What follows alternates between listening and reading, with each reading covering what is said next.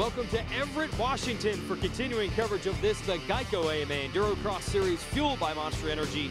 Jason Wygant and Dirt Rider Magazine editor Chris Dennison here in the Comcast Arena.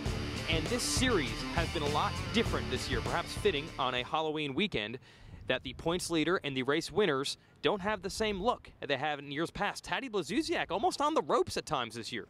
Yeah, Jason, it's been a crazy season so far, and Mike Brown and Taddy, not the only pumpkins out there tonight. We've got a little bit of a holiday theme, and Cody Webb is looking to take the pumpkins out. He is riding the beta, got his first win in Denver last weekend, so it's fun to see the three new winners up in the mix. Typically, it's only been Taddy winning in the past, and can't rule out Colton Haker and Taylor Roberts, some of the other guys too, that are just really primed and ready to get on the top of the podium.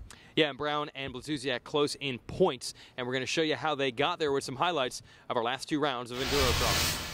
The heart of motorcycling in the U.S., Southern California and Ontario. Mike Brown had won the first two rounds of the series, putting some pressure on defending champ Taddy Blazuzziak. This year's championship, no surprise there, off to the races up front early. That was Colton Haker on the number 10.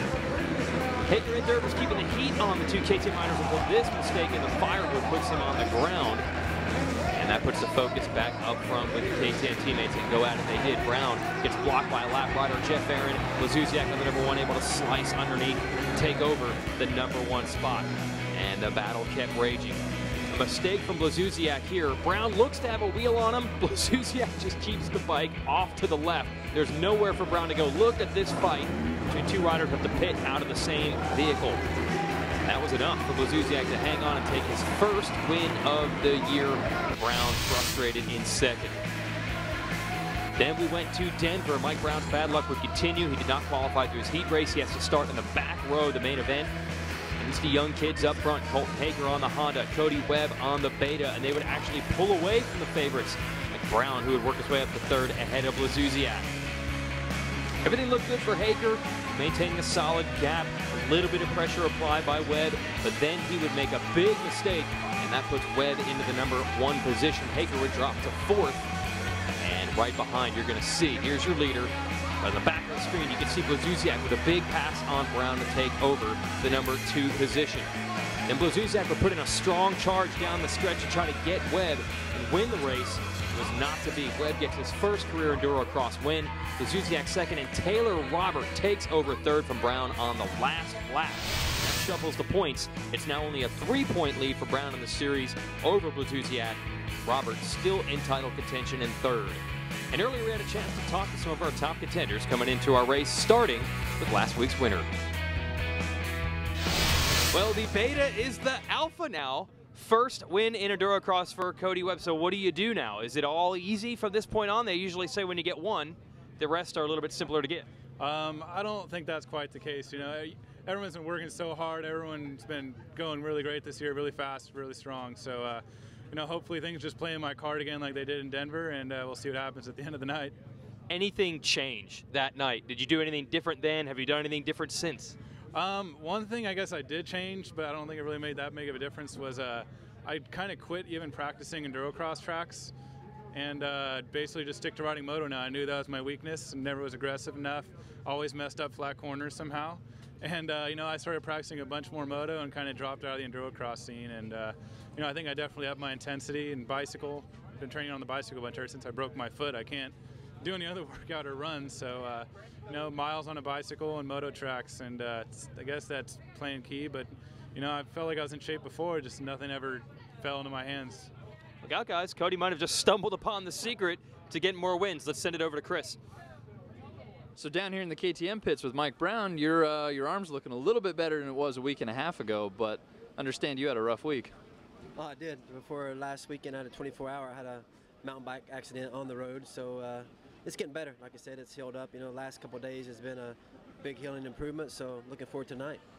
So you've been on the bike plenty, and obviously you've ridden hurt before in your career. This doesn't seem like it's going to be a huge factor. I mean, the points chase is tight. What is your mentality going into the race tonight, Mike? The same thing, getting good starts and putting solid laps together, you know. Last week in Denver, 2 weeks ago in Denver, I just struggled a little bit with myself, really, and not the bike or anything, the track. But this weekend I'm ready, and like I said, the sores are healing up and ready to race.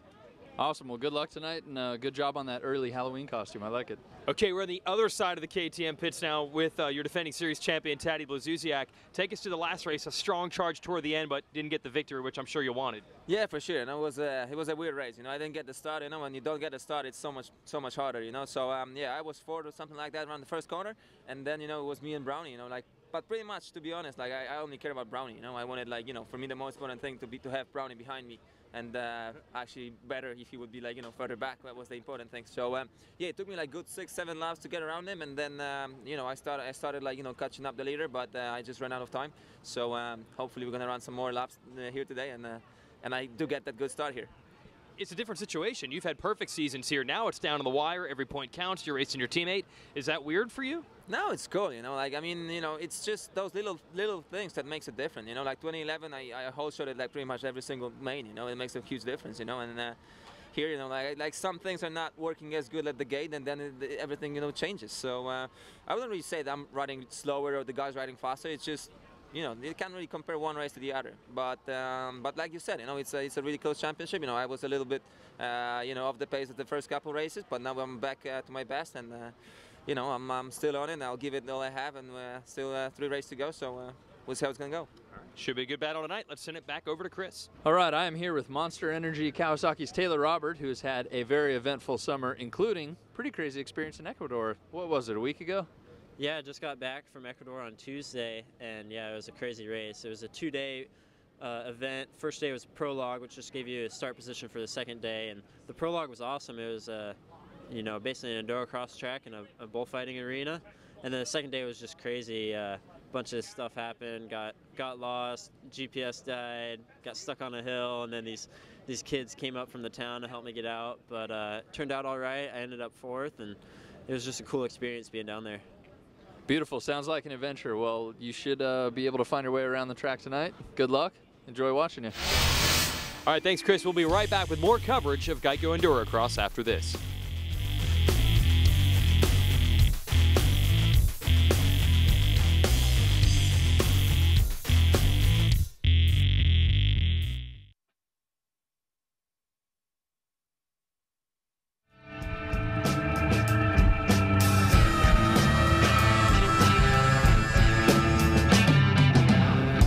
I was made of money. I wish you were too.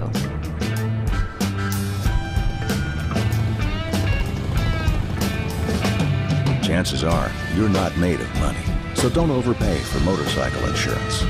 Geico Motorcycle. See how much you could save. There's no other place than the Lucas Oil Motorsports Hour. And there's no other place than on MAV TV, where you can get AMA Flat Track, Lucas Oil Off-Road Racing, EnduroCross, Pro Pulling, and more. You want action? We've got action. Tune in on Thursdays at 9 p.m. on MAV TV.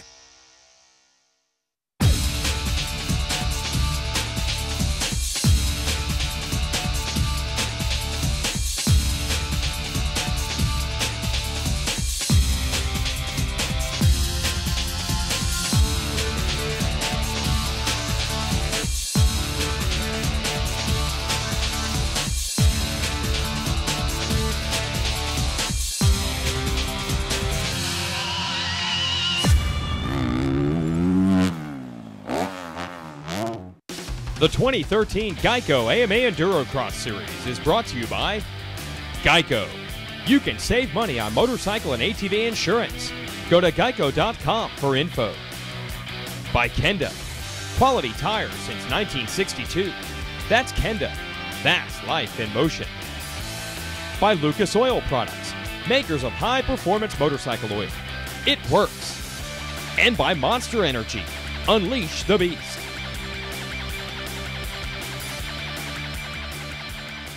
Welcome back. We're at Everett, Washington, just north of Seattle. Opening ceremonies underway here at Geico EnduroCross. And there is Cody Webb working his way forward. You see Taylor Robert lined up next to him. and of course the Geico Gecko down there, and a live announcer, Paul Lindsay. Lots of different races to keep an eye on here in EnduroCross, not just the pro class. We also have a vet race that will be coming up in a little bit, our trials cross class, and the women's division, which has really grown in importance through the years. And Chris Dennison, you've seen these riders in the women's class step their game up big time. Here is the point standings. Chantel Bykirk in the lead. Rachel Good is second. Now, a big change is Louise Forsley, who was battling for the title a year ago. She has been beset by injuries, and you see her with the number 2 plate running 10th in points. How is Forsley doing? Well, now she's healed up and hoping that she can get back to her winning ways. So let's check in with one of the more likable riders in the Enduro Series. My name is Louise Forsley. I'm 25 years old and I live in Menifee, California, but I'm originally from Bernardston, Massachusetts. I got my first dirt bike when I was 7 years old. I just did trail riding with my friends behind my house. When I was 13, my dad got into trials. It was like, at first I was kind of excited about it, but once I started riding, I was really into it, and I started going to a lot of trials events and practicing a lot. So I did that until I was 22, and then I got pretty burnt out from just riding trials all the time.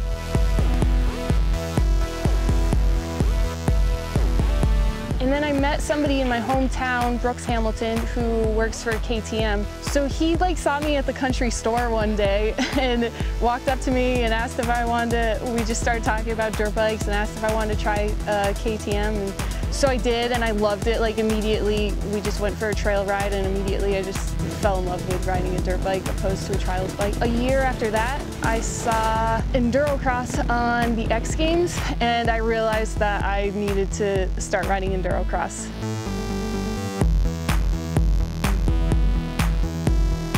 I feel like maybe motocross, the women's motocross deal is kind of there isn't too much going on in it right now. I mean, I think that's great. It gives us a chance to kind of show what we can do besides than just the moto stuff. When I found out that Maria Forsberg is going to retire, I was really disappointed because she's such a great person. She's nice, easy to get along with. She's a hard worker. She's a great racer. She's so competitive. But I realized she just got married and she wants to start a family. I totally get it, but I am disappointed.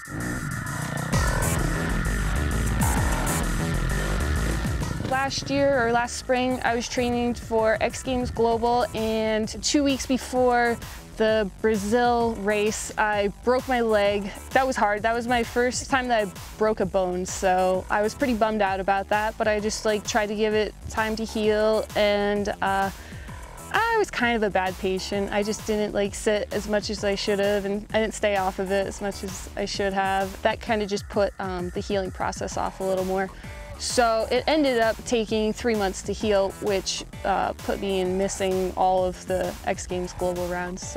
And then once I got to LA X Games, I think I was just maybe overly too excited and kind of just wanted to go into X Games ready to kill it. During practice, I went for a jump that I wasn't really prepared for and just came up short. And so I stuffed my front wheel. It was a log jump, a log double. I just stuffed my front wheel into the second log and went down on my shoulder and broke my collarbone.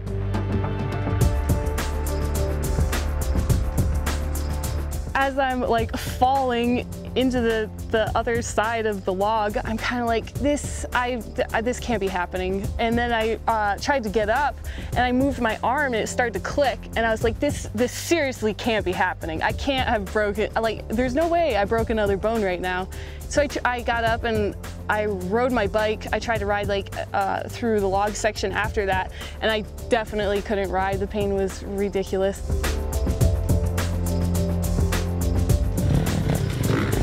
I definitely have to thank all of my sponsors: Fox Racing, Free Gun, Underwear, RPM, FMF, Enduro Engineering, Hammer Nutrition, ARC Levers.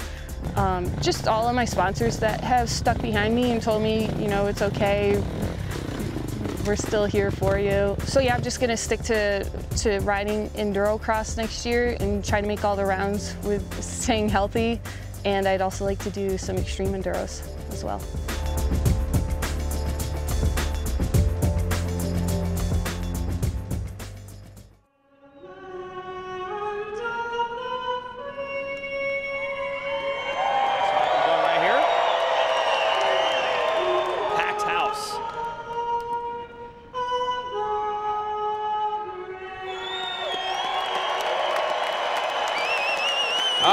just about set to go. Well done.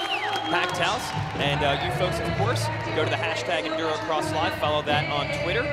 Hook us up with your thoughts about everything that's happening. We just saw Louise Forsley, who will be racing a little bit later in the women's division. Opening ceremonies are wrapped up. We'll also have our vet class main event will be our first race for show you tonight.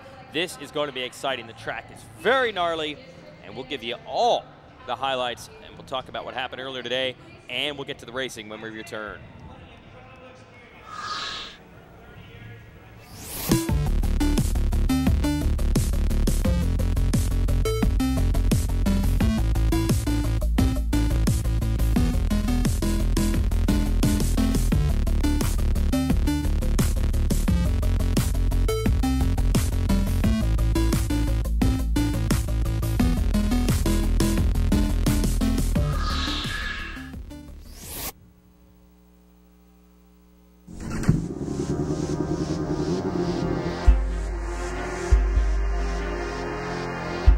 It's about that moment you realize it's not a ride, it's a journey.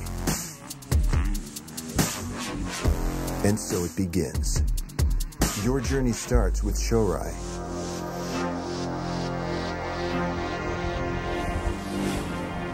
Shorai, the world's lightest, strongest power sports battery.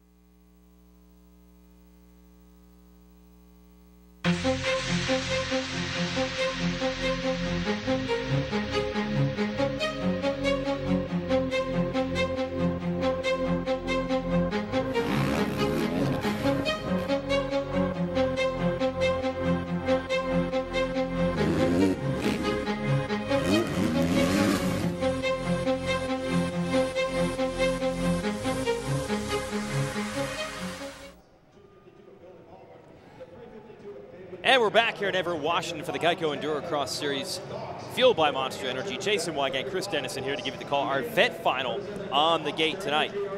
Now, we were talking about our women's class earlier, of course, talking about our pro riders. But, Chris, you know, firsthand experience, you've ridden with these guys before. This is a pretty fast group as well, the 35-plus division. Yeah, the vet's a very talented group, Jason. And I think this is what makes EnduroCross cool, is that the average rider, the support class guys, can come out and race this. That's something you don't see in Supercross. Yeah, and they were starting at 9 a.m. today with amateur classes out here. They seeded to these main events as far as vets, the trials cross women, and the pro heat races, which will also lead into their main event later tonight. So lots of laps have been logged on this track already. Certainly, and I'd like to point out this is the only time all night we're going to see the track fresh. And it's an interesting mix of dirt. You know, there's actually ice beneath for the hockey arena, so it's kind of bringing the moisture out of the dirt and creating some tacky conditions, but these guys are going to have it easiest out of everybody. It was unbelievable how rutted it was after practice today. How long do you think it's going to last in this condition before it gets rutted again? It's kind of a typical Pacific Northwest track where you get a lot of wear and tear on it. And I think the vets are psyched. It's probably only a 4-lap main right now. Not going to get super gnarly, but by the end of the night, the pros, it'll be tough. All right, our vet riders are on the line. I'll give you some of the names. Ryan Poog, Rob Farrington, Paul Brandon, Stephen Ford, TJ McNeil, Jeremy Deming, Wayne Reimer, David Sturm, Josh Adams, Billy Baldwin, David McCahill, and Troy Stocks. Those are your riders here in the vet 35-plus class. 32nd card is sideways. If you have never seen EnduroCross before here on the MotorTrend YouTube channel, you're in for a treat. Let's go racing. Very tight first turn around that barrel. There's not a lot of room for the guy that gets the whole shot, and that is number 7, Rob Farrington. Out of Whitefish, Montana. And this section is difficult right here. This is a step up. This is where the pro riders will jump over. And they've got to work their way through the pumpkins. That'll trick or treat for the riders there as they go into the Husqvarna Chainsaw Firewood section. And here we are into the Matrix and headed toward the finish line. And Farrington's got it under control. Yeah, very clean first lap. That's what you want to do in EnduroCross, is get out to a good start, kind of open it up, and hope that everybody behind you makes a ton of mistakes. I think they were all probably surprised to see the pumpkins as they headed into the firewood section. Now this is the rock garden. Very difficult. No problem at all, though, for a leader. He got there through it clean, and patience is key in the rock garden. You really want to put a foot down, pivot a little bit if you have to, but pick a clean line. It doesn't do you any good to go in there and kind of get balled up, especially behind other riders, but Farrington's not having that problem. He's out front. I think it's 63 of Stephen Ford, who is up into the number 2 spot. There he is, riding the gas. and trying to keep some heat on. But right now, I'd say everyone's just trying to stay up. They're not challenging or pressuring each other. It's more about just negotiating the track, which is, whoa, easier said than done. Yeah, a little slip up. It's tricky. These guys have been riding qualifying all day, Jason. And to come out cold first race of the night, it's a little bit nerve-wracking, especially in front of a packed house like we have here in Everett. Yeah, these are not pro riders, so having the big crowd and the spotlight, the opening ceremonies and all those things certainly new to them. About halfway through this one as our leader, Farrington, continues to roll away. They're headed into the rock garden. Got a little bit caught up right there. It's a tricky line coming in. We saw the pros qualifying earlier, and seemed that there was an interesting line to that far left. But there's a lot of holes in that rock garden, and if you've never seen EnduroCross before, that's one thing to avoid is the holes. They will just suck the tires in, knock the chain off. It's pretty bad overall. Yeah, it's designed to be just as gnarly as the most difficult stretch of trail you can find out in the woods. And we lay it down here at the Comcast Arena in Everett, Washington. Here's your leader again, Rob Farrington.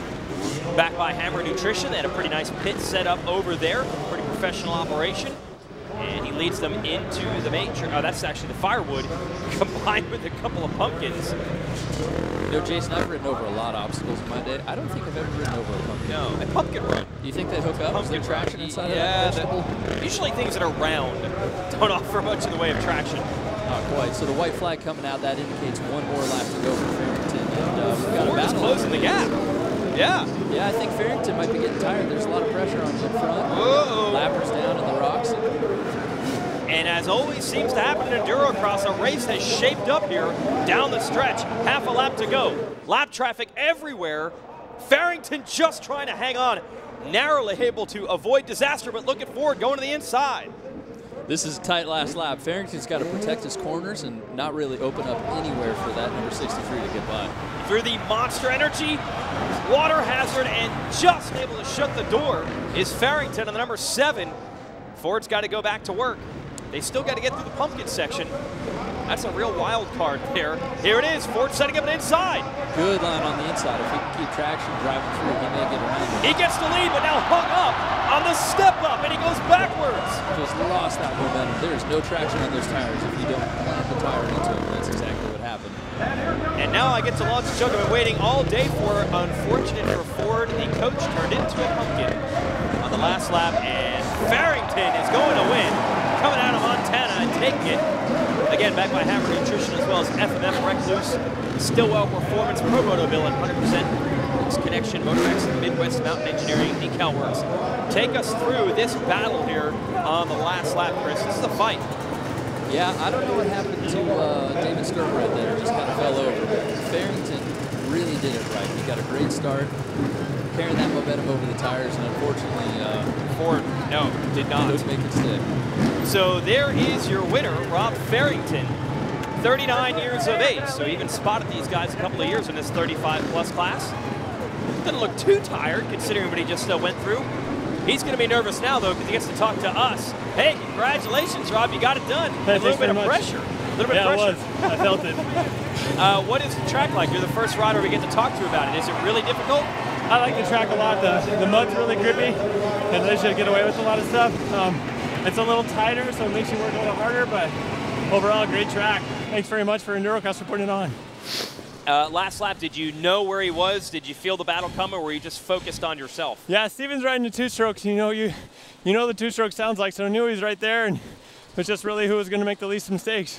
And you got through. By the way, did you know they were going to put pumpkins in front of the firewood? I did not know I was going to do a pumpkin, but it's appropriate. Yeah, any experience riding over pumpkins? No, I did not throw that into the course at home, but I will. All right, lesson learned. You want to thank some people? Yeah, I'd love to thank Hammer Nutrition. We couldn't be here without them. Stillwell Performance Suspension, definitely a recluse. Saves my butt. 100% goggles, and everybody else who helps me get here. Thanks very much. Congratulations. Thank you. All right, that's Rob Farrington, your winner in the Vet 35-plus class.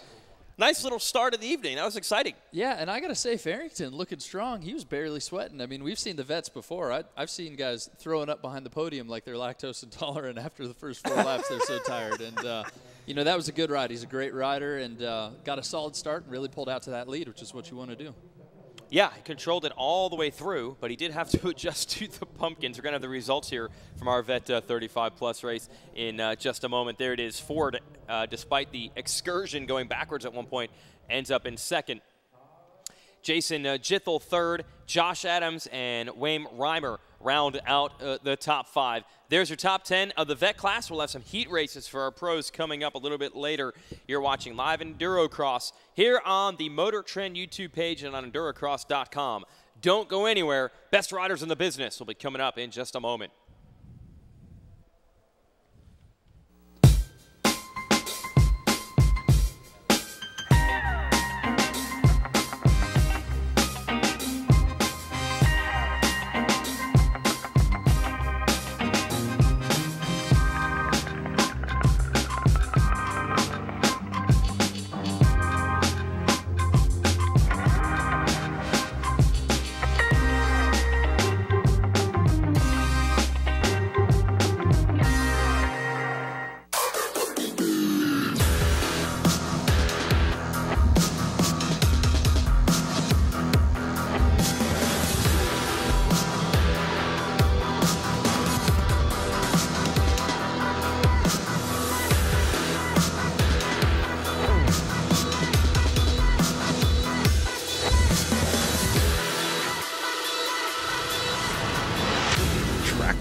The fastest name in radio control.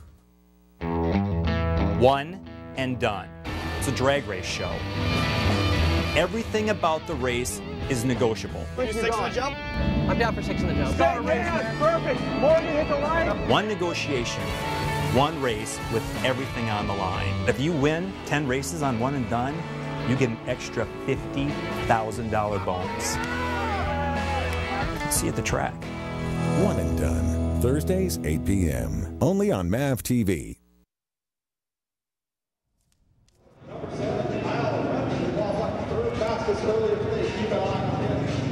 And we're back here. Time for our pro races. Heat race number 1 coming to the gate. These are the riders that you've heard and read all about. And that includes your series points leader. We talked about Mike Brown, Tiny Blazuzak battling it out in this series. There are other capable riders for sure in this one.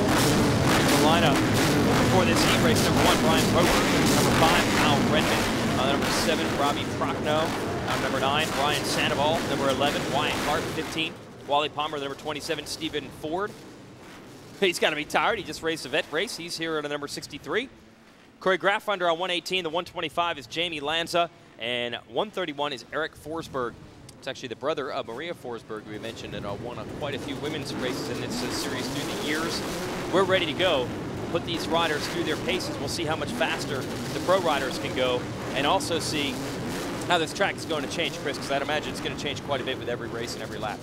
Yeah, it could get quite slick, Jason, once the moisture starts coming out of the dirt. Just kind of depends if one line breaks in or if it's multiple lines. So I guess we'll see. Revs are up, and the gate is down in heat race number 1. Again, that tight first turn, they're bumping and banging. It's Sandoval in the number 11, going to get the whole shot. And how about the 125 two-stroke? Jamie Lanza was in second, but he goes down on the logs. Going to open it up, Wally Palmer on the 27, and the 7 of Kyle Redmond, who was darn fast this afternoon in hot lap qualifying. Yeah, Redmond put in a fantastic hot lap. He was 3rd fastest behind Taddy Blazuzak and Cody Webb. But, you know, Kyle's riding a lot more aggressively, and he's really being a good racer. He's not scared to throw elbows, which I think is important. Got to do it sometimes, but Ryan Sandoval is the one making it happen right now. Young kid out of Nuevo, California. Gets stuck in the rocks. Here comes Redmond, and Redmond's able to take the lead. Just waltzed right through there. You got Graffunder also on the 118, up to 3rd. Kyle riding that two-stroke now. It's a little bit lighter machine. He was on the 4-stroke previously. He looks darn comfortable on it. I think his corner speed really improved when he got on that bike, and just seems to be hooking up, grabbing a lot of traction around this Everett racetrack. Here is Redmond over the tires. This is a step up. We mentioned it in the vet race. They rolled up on top of those. Here they are jumping. Redmond and the rest of the field. Redmond obviously has found a great home in EnduroCross. I know he's pretty strong in some of the extreme and hard enduro type races as well. And the gnarlier the track, the better it seems to be for him. You saw how effective he was in that rock corner. And he's smooth right now. Kyle Redmond is one of those racers that has been in Endurocross from the beginning, but he's never gotten a win, Jason. And to be honest, we're all rooting for him because the kid has what it takes. He's done the hard Enduros. He's raced Harrisburg, top 5 there. He's done really well in Romania. And just watch his style. Here's the step up. Big step up. So gnarly to get over that thing. When you stand there, you really appreciate just how tall that landing is. And it's something that's scary for the top rows. Yeah, these are not jumps. They are just lobs that the riders have figured out a way to launch off of. There he is, even catching backside on that step-up double. Those pumpkins, they got to be like volleyballs when you launch into the firewood section where he's land on. I'm still laughing about that, but doesn't seem to be facing Redmond out front. Graph under. I'd like to point out, too. Yeah. Graph under is closing in on Sandoval. Go ahead. Yeah, very good battle right there. And also, Wally Palmer in 4th place. He's kind of a wild man. He didn't pick up his crazy riding style, but to see him up in 4th is a strong spot. And only 1st through 3rd transfer, so this is the battle. Little mistake by Sandoval, and that allows Graph under, one of the big, strong riders out here, to move past him on the Husqvarna, and then he almost comes unglued. Going to try to make a run now at Redmond. You see the ruts developing in the face of some of these obstacles, Jason. That's only the Schaefer track scooter does what it can to keep the track going. Take us to the pass. Yeah, watch this right here. Just Graph under had a great line, a little misstep by both of them, but kept the momentum going. And you see him just pound through the middle of that rock section. That's not the best line, but he did kind of stick. Yeah, you were pointing out during practice today, the riders left seem to be the best line. Whatever Graph Under's doing, though, it's working. He's got Redmond in his sights. Here we go. Yeah, these guys are buddies off the track, Jason. But right now, this could turn into a battle because even though they're both in qualifying position, having a heat race win makes a very big statement and puts them in a good position going to the hot laps later on. Yeah, it does not determine gate pick. We'll have a hot lap qualifying session a little bit later in the show that will determine the gate pick. But they do get to come and talk to us. And thanks to some of their people, so I'm sure that's an honor. Maybe not if it's me. But here is Graph Under still going for it, regardless of what the treasure is at the end. He's putting some heat on. Yeah, and that's Graph Under's game right now. Is he's going to try and pressure Kyle Redmond into a mistake. So you see Kyle protecting his line, going to that inside. Graph Under's a big guy. He's behind him, bearing down, just making a lot of noise. And Kyle's mentally strong, but he could get frazzled. Oh, Graph Under is right there. But Redmond really, you said, hasn't made the big mistake. Time running out. Here comes the white flag. 1 lap remaining, and these are 6-lap heat races. It's just kind of a prelude to the next main event later on. Foot came off the peg. He hit that log a little bit too hard. This is opening the door. Graph Under's on the good line down the left side. Still trying to make it work. Now they're stuck with no place to go. That was the most effective brake check I've ever seen. It actually worked to Redmond's advantage to get stuck. Yeah, that was tricky. Graph Under's a big kid, like we said. He was trying to make a hole, but just couldn't make it stick. Yeah, you said these guys were friends off the track. You might have been able to really punt them if you wanted to, but it's just a heat race. Not going to take that kind of risk. And now Redmond has a commanding lead on the final half a lap. He's going to get over this step up. And then, and I practically jinxed him by mentioning that. He finally had to hold on to the machine and made it work. Yeah, Redmond, once he gets through this matrix section, he's good to go. Checkered flag is out, and Kyle Redmond wins the first heat race. So congratulations to the big guy. And one of the other big guys, his buddy pats him on the back and says, good run. They were battling for the last lap. That's Graph Under finishing in second. Take us through. Here's a mistake coming up here for Redmond, but he's able to recover. Yeah, a couple of bobbles out of Kyle. Both feet blew off, but he kept that lead, just driving focused forward, and it's that momentum that's key. And you see him come in the tires, too. That shook him, but he's a strong kid and just stuck it out. Absolutely, and not fazed by the pumpkins either. And he's able to hold on to take that win. And, hey, we got Kyle Redmond with us right now. Hey, that was a good battle with your buddy, Corey Graph Under. He took it down to the last lap. Yeah, pretty close there, but figured it out. You had a great run also today on the hot laps. Are you feeling it tonight? Yeah, I'm feeling good. The track's tough. You know, I'm liking it. For my style track, yeah, I'm loving this track, so. All right. Kyle, your corner speed looks better than ever. What do you think? Is this a night that you might get your first EnduroCross main event win? I hope so. I've been working hard. My bike's working great. You know, me and my dad are just taking it one race at a time right now. So it'd be really good for us to get a win or get on the podium. Outstanding. Well, good luck. Get a start, go back, get some rest, and we'll see you in the main. All right, thank you.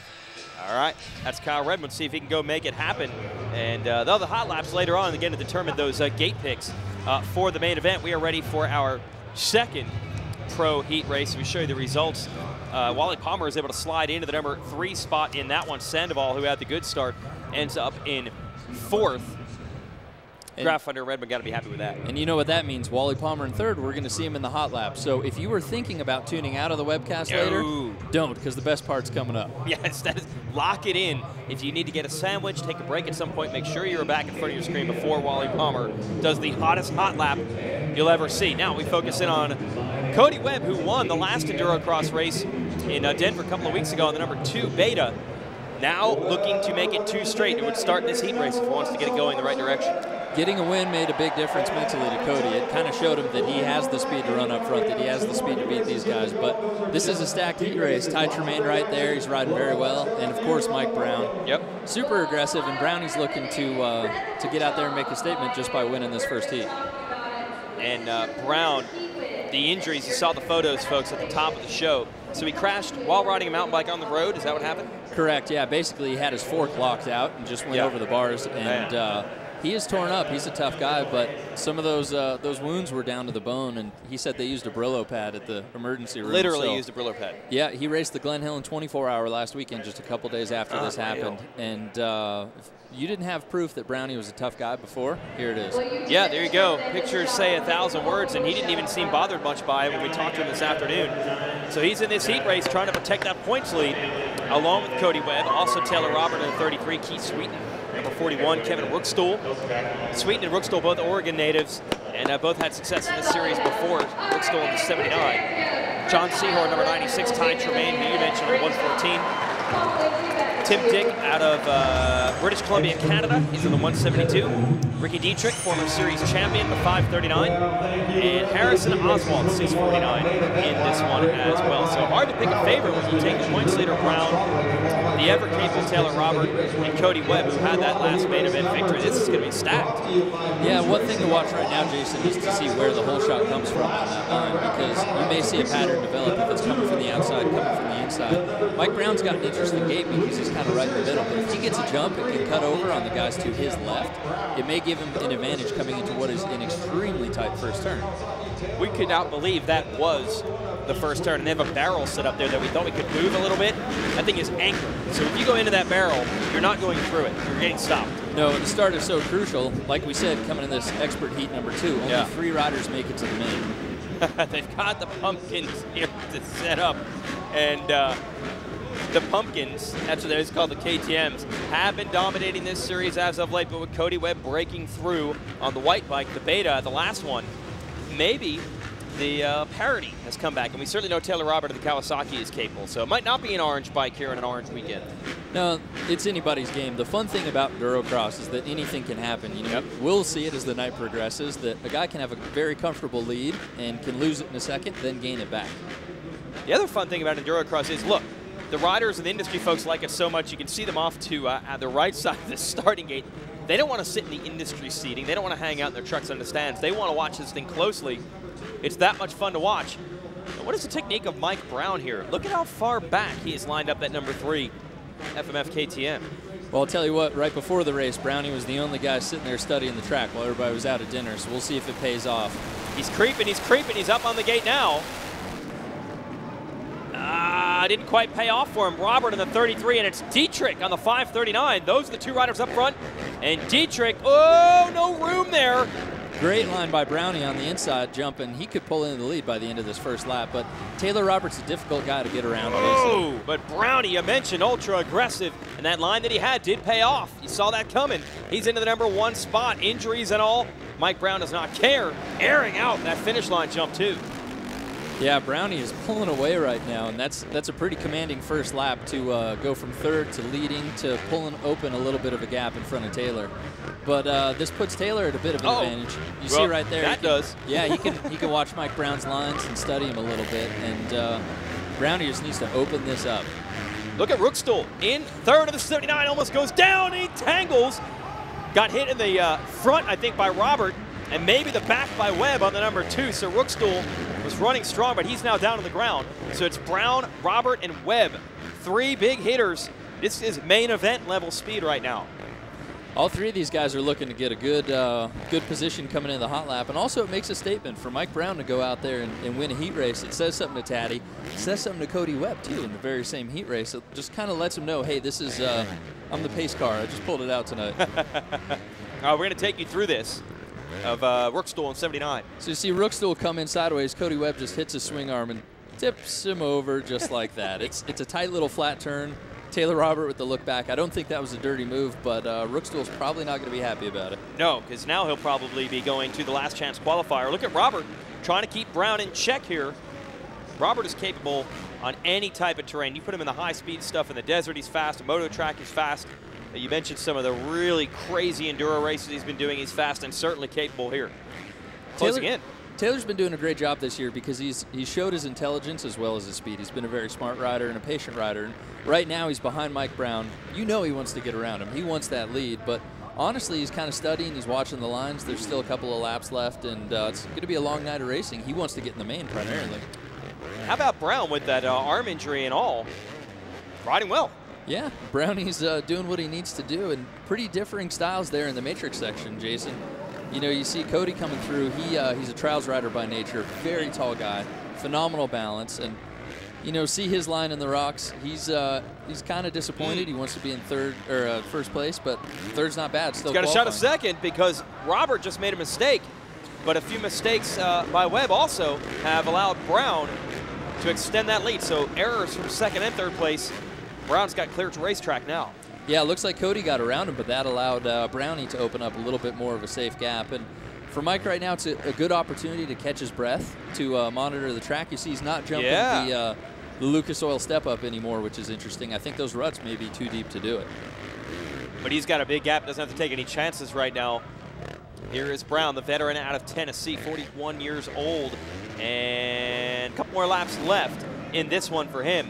But he's probably going to take a glance back in this section and say, what happened to Robert? What happened to Webb? I think Webb just came through the number 2 spot, but it's a pretty sizable gap. So I would say that Brown's riding actually.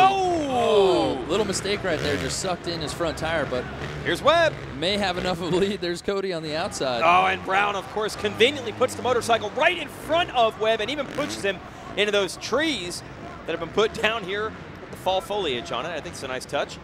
Into the water. I love how these guys so innocently just happen to recover right into the other rider. So I love how they do that. Watch the front tire, Jason, as Brown comes in, just wheelies, sticks, and stops. Loses balance, but he keeps it running, which is key. But Cody just caught right up to him. Yeah, now we've got a fight between the rider who won the first 2 rounds of the championship and the rider who's won the most recent round. And the green machine, the Monster Kawasaki of Robert, is still in the hunt also. There's that unpredictability of EnduroCross. Oh, yeah. Watch Robert's line in the Matrix. He's going quad. He's just jumping through like a Supercrosser. So all 3 of these guys are closing on each other, and Brown can kind of kiss his comfortable lead goodbye. It's a dogfight now. And Brown is approaching the rock section where he had problems the previous lap. Let's see if he can negotiate it this time. A little bit better, but not much. Here comes Cody. Great alternate line by Cody, but he didn't like that tree and the mud. No, but Brown said you don't like it. Get another look at it. Yep. Riding a very wide KTM right now. Certainly, Brownie's not going to give up the lead without making Cody work for it right now. And throwing up a bit of a smoke screen as well as the cold water hits the hot exhaust pipe on the number 3. Webb is right there, man. And notice Brownie's not jumping the step up from that same line he was using before. He's kind of trying to find some alternate ruts, and Cody right now just on the pegs like a trials guy, just studying. It could come down to this Matrix if Brown gets caught up. Let's see if Brown can make it clean. And he does. Nice job by Webb to try an alternate line. Too little, too late. Mike Brown wins heat race number 2. And for a guy who had to, yes, literally have his wounds cleaned out with a Brillo pad a week and a half ago, that's some impressive riding. Very impressive riding, and Mike Brown's been around the sport for a long time. He's been racing motocross for a while. You know, relatively new to off-road, but he knows how the game is played. Yeah, and the level of improvement he's made the last couple of years. Now watch this. We're going to take you through the mistake again. So Cody on that outside line just charging in with tons of momentum, and Brown just pushes him into the tree. Never even looks at him, just uses the racer's instinct to know exactly where he needed to go. A little look over the shoulder there to make sure he had it dialed in. Mike, that was some real pressure, a good battle there between you and Cody Webb, but you made it happen, man. Yeah, it was good. You know, like I said, I got a little tight there being in front. It's been a few weeks since I've been up there, but I felt good. I think from now on out tonight it'll be easier. Now, Brownie, it's Chris. We're up here in the booth. It's a little bit difficult to see how the track's developing, but looks like there's some pretty significant ruts. How is it from your perspective? They're not too bad. You know, the doubles, we double into the water, and over the tires, you get a little bit rutted out, but the rest of the track's holding up pretty good so far. And, of course, we got to ask about the arm and the leg and all the bruises you have. How's it feel? They're okay. The leg is the worst, you know, with a knee brace and a boot of it, but when you're racing, you don't think about it so much. Adrenaline handles that, right? For sure. There you go. All right, Mike, go get rested up, and we'll see you in the main. Thanks a lot, guys. Thanks. All right, that's Mike Brown's got himself a heat race win. We will also see him in the hot lap section of the program later. Taylor Robert, a good run. As you see the results behind Webb, he finished in third. All three of those. We look forward to a nice rematch in the main. Little bit of track manicuring going on here, but not a ton. Obviously, this is off-road racing. You got to deal with whatever track conditions get dished out.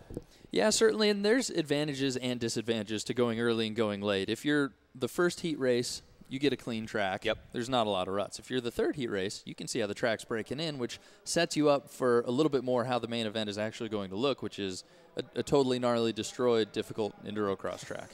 It's just like if you're riding in the woods of the Pacific Northwest. So, chunk of nature out here.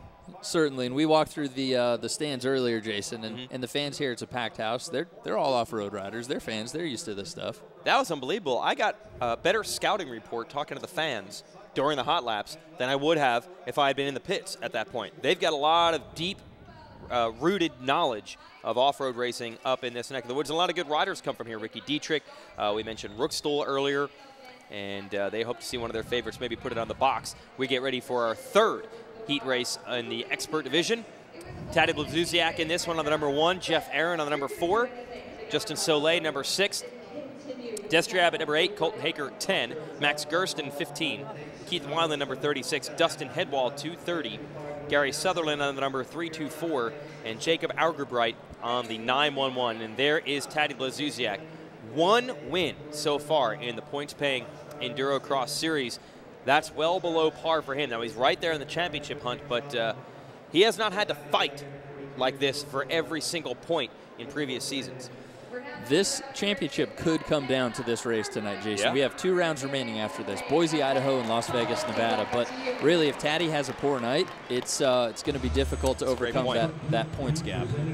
Yeah, and he's hoping for more mistakes for Brown to maybe put Brown in that position with only 2 races to go. Of course, we'll have coverage of our finale from Vegas live here on our MotorTrend YouTube webcast at the end of November. You don't want to miss that one. So we're ready for this third heat race. You got a little preview of what this track has to offer.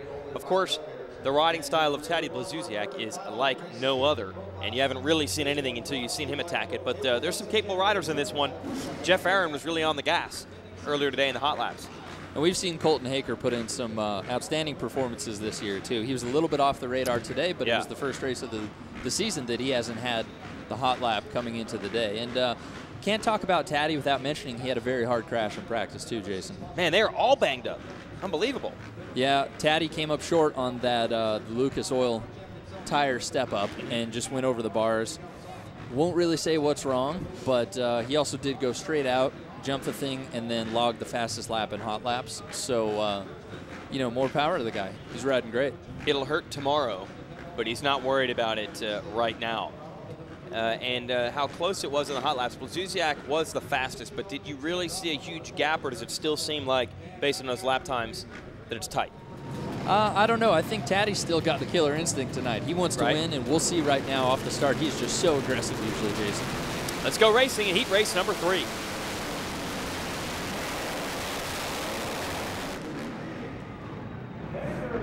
Haker on the number 10. Oh, but he gets hit in the first turn, and now his bike is stalled, so it's Blazusiak in the lead, and Aaron on the number 4 right behind him. Now the number 6 of Soleil having problems. And Gersten in there too, but Hager just kicking that Honda 450. You know, his bike is a rocket, but he's had a difficult time getting that thing lit once the engine dies. But you see Taddy just controlling that first turn. That was pretty cool. Well, it's going to be a mission right now for Hager to just try to get in that top 3 and qualify for the main as Blazuzak attempts to get away. Geoff Aaron a couple of years ago was the closest competitor to Blazuzak for wins and the championship in this series, and Aaron is running strong right now. In fact, closing in on the champ. Geoff Aaron, trials background, he knows that if he can get around Taddy early in this race, it could mean the win for him. Well, yeah, you're doing something right if you're challenging the champ. A little bit sideways there for Aaron. Max Gersten, who you talked about this morning, would be one to watch, and there he is in third. Gersten had a difficult race in Denver 2 weeks ago, and I think he's looking for a little bit of a redemption. But right now, that's a hot 1, 2, 3. You got Taddy, Geoff Aaron, and Max Gersten. Those are 3 very talented guys, and Taddy just opening it up.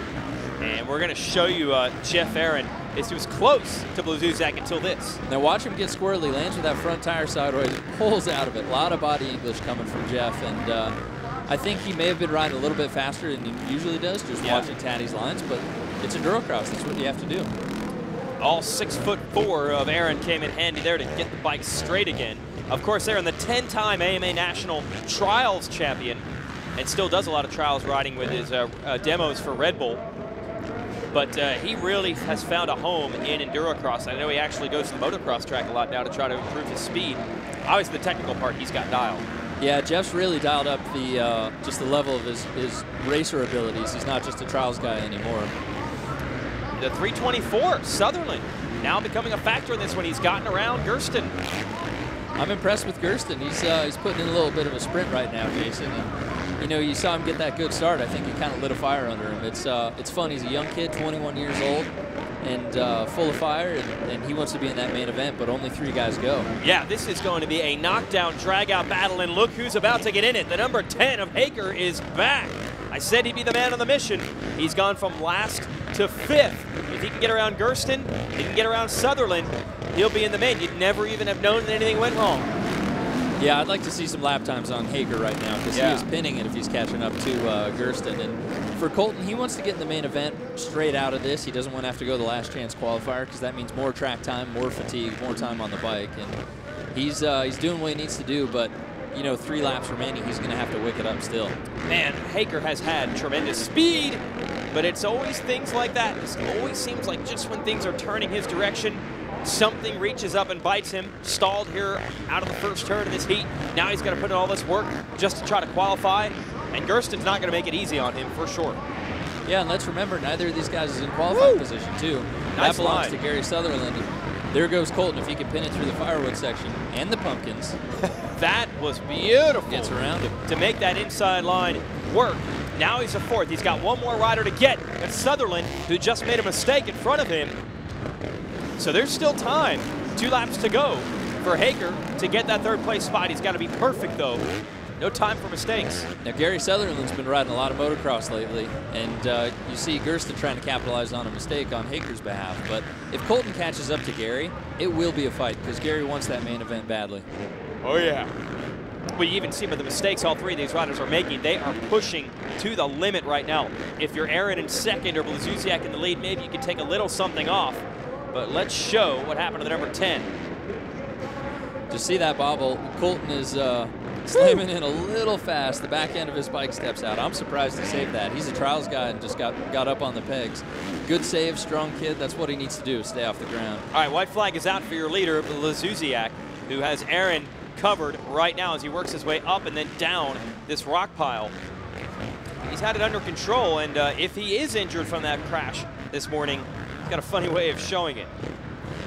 Taddy has an interesting style. He rides a little loosey-goosey, but he's still in control. It's kind of a funny balance of being on the edge, but also being pretty dialed in. And you see coming in on Argerbright, who's the lapper right there, Taddy just takes it, just like he controlled the first turn, and just like he kind of set the bar in the hot laps earlier. He's putting himself in a great position coming in that main event. The 324 Sutherland, that was your 3rd place rider. He is doing the right thing. He's trying to close in on Aaron, who's in 2nd, instead of worrying about who is in 4th. That'd be Hager. In the meantime, checkered flag about to come out, and guess who's going to get it? None other than the champ, Taddy Blazuzak, takes heat race number 3. Not a bad way to start the evening. And now the battle will rage for that final transfer spot as Blazusiak heads to the podium. But you're going to have Aaron looking for second. Oh, and Haker got hung up in the matrix trying to make the pass. Oh, bad luck for Colton. That's a tough break. You know, I like the kid. I like seeing him charge, and he's going to come back in the last chance qualifier with just as much speed, but hopefully a little bit more luck. He will be full of fire, I can guarantee you that, as is this man. Taddy will be talking to us with the headset in just a moment. And you thought he might control this one right from the start because he's so aggressive off the line. That's exactly what he did.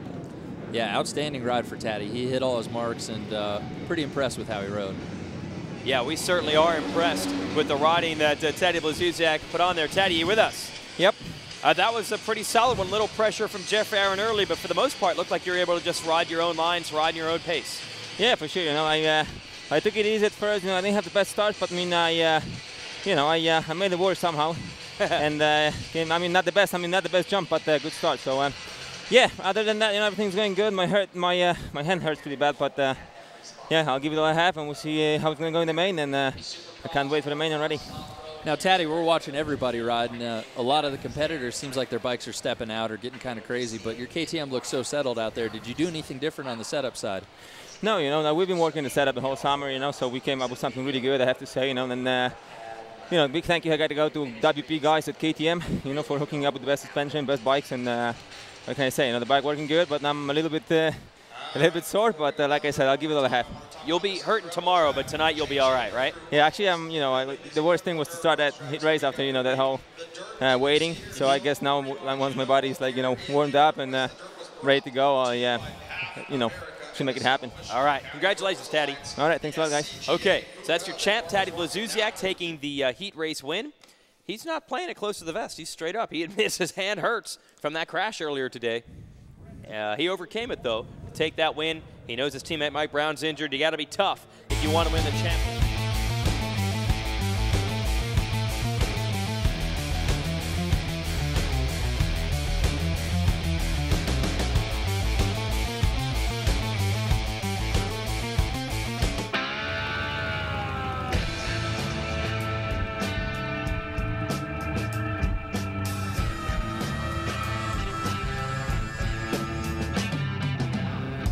I was made of money. I wish you were too.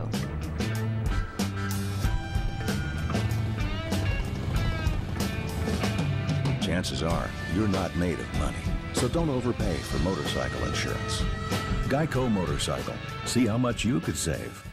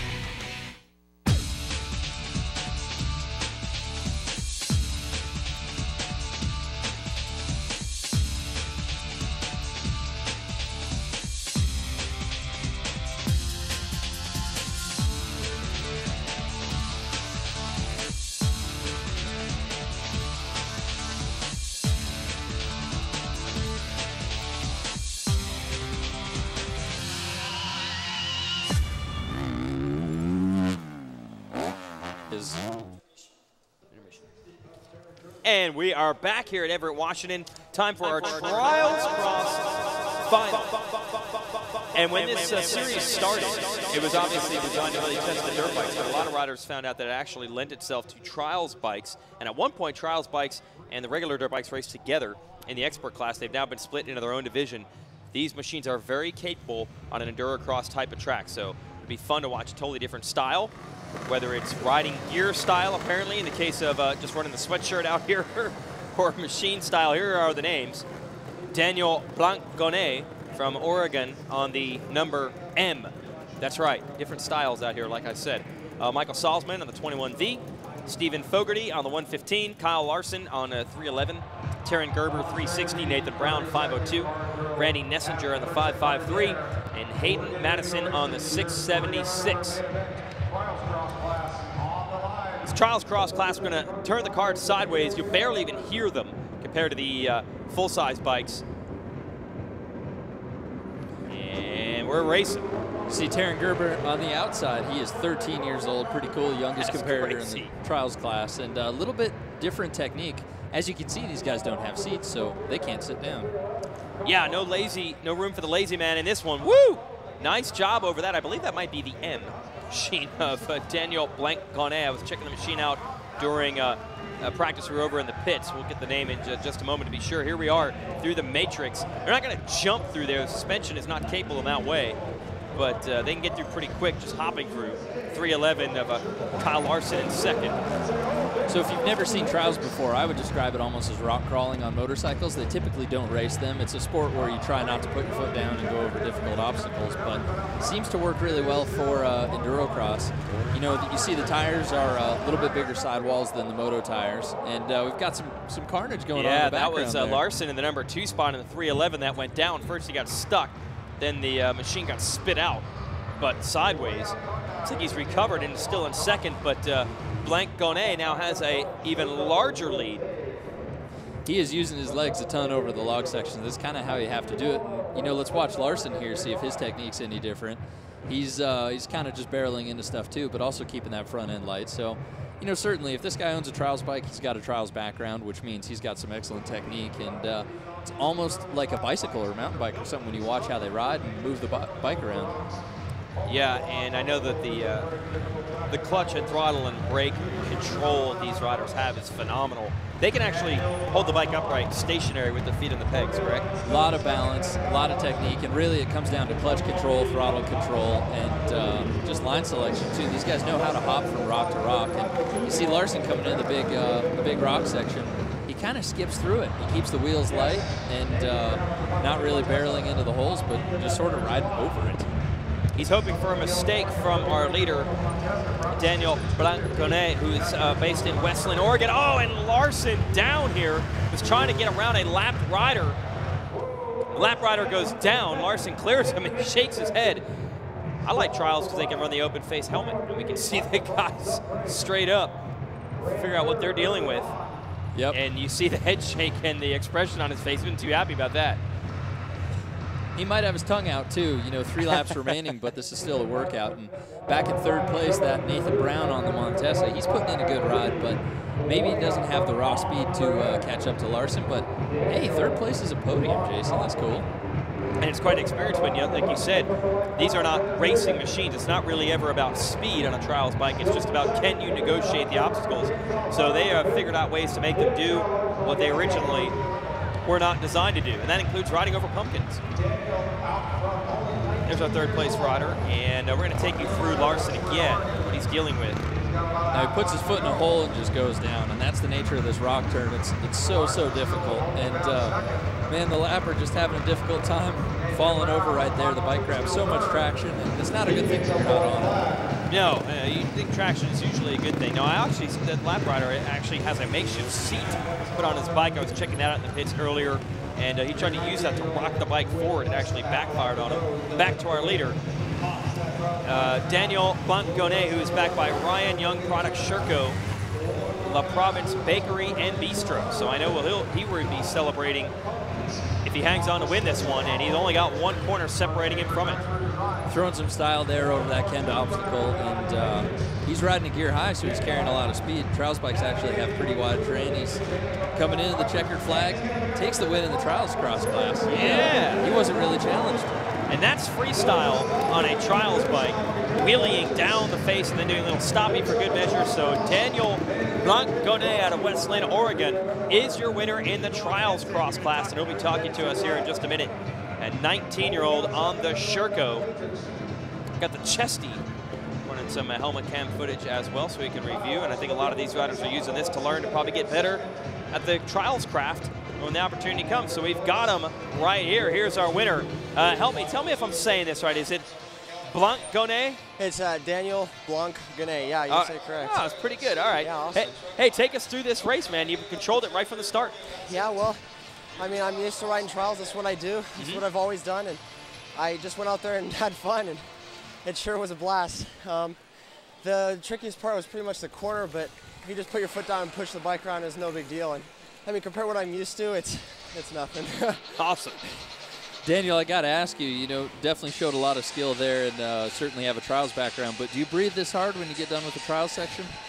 Pretty much, yeah. I mean, I put my full effort in everything I do, so I'm out there to win, and that's how I always been. Outstanding. Well, good ride. Who do you want to thank tonight? I want to thank my parents, my mom and dad, my dad's girlfriend. I want to thank RYP, Run Young Products, Sherco USA, all the people who have helped me over the years become the rider I am. All right. Congratulations. And have a good night. Thanks. Awesome. Yep. All right. Daniel Blanc-Ganet. And some riders still picking the machines up and maybe lost their gloves out there. Not exactly sure how that happened. I guess some trials riders are able to ride gloveless because they're not taking that kind of pounding. Here are your results from the trial cross class. Number M is number 1. And Kyle Larson finishes up second. Nathan Brown on the Montesa is third. So that's trials cross. We've completed our vet class as well. We'll have some more pro riding and also our women's class before the night is over. So plenty more racing coming your way. Don't go anywhere here in EnduroCross.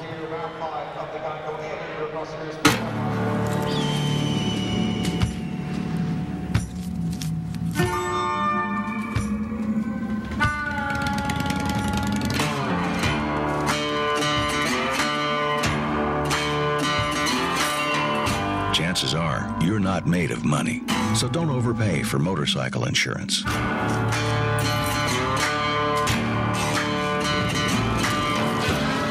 Geico. See how much you could save.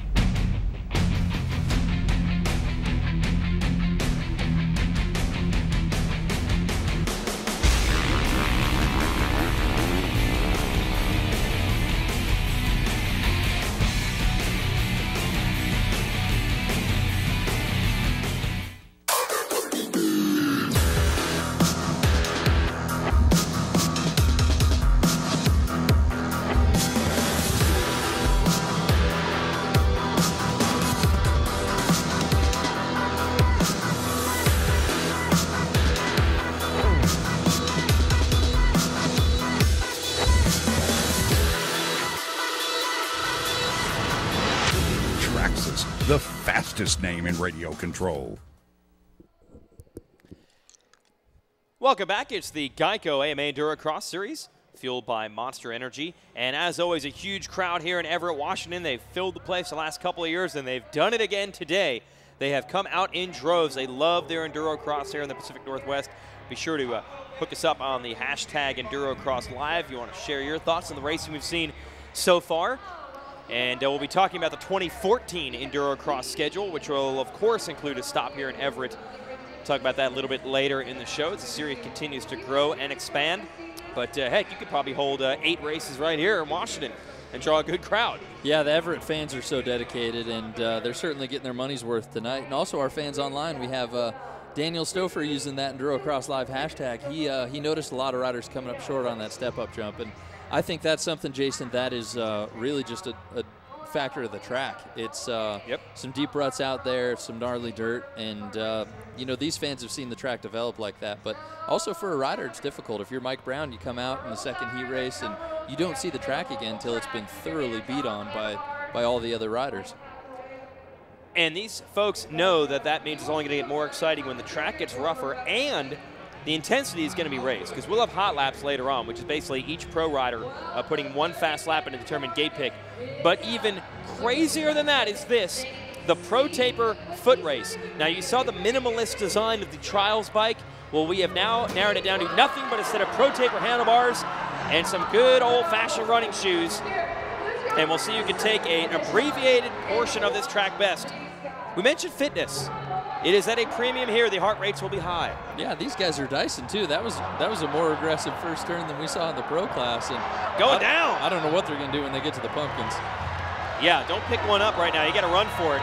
All right, they're headed to the finish line. One turn to go. And I must admit, as a journalist, I've not done my job. I do not have any research on our competitors, nor do I know their names or numbers because they don't have numbers. My money's on the yellow shirt.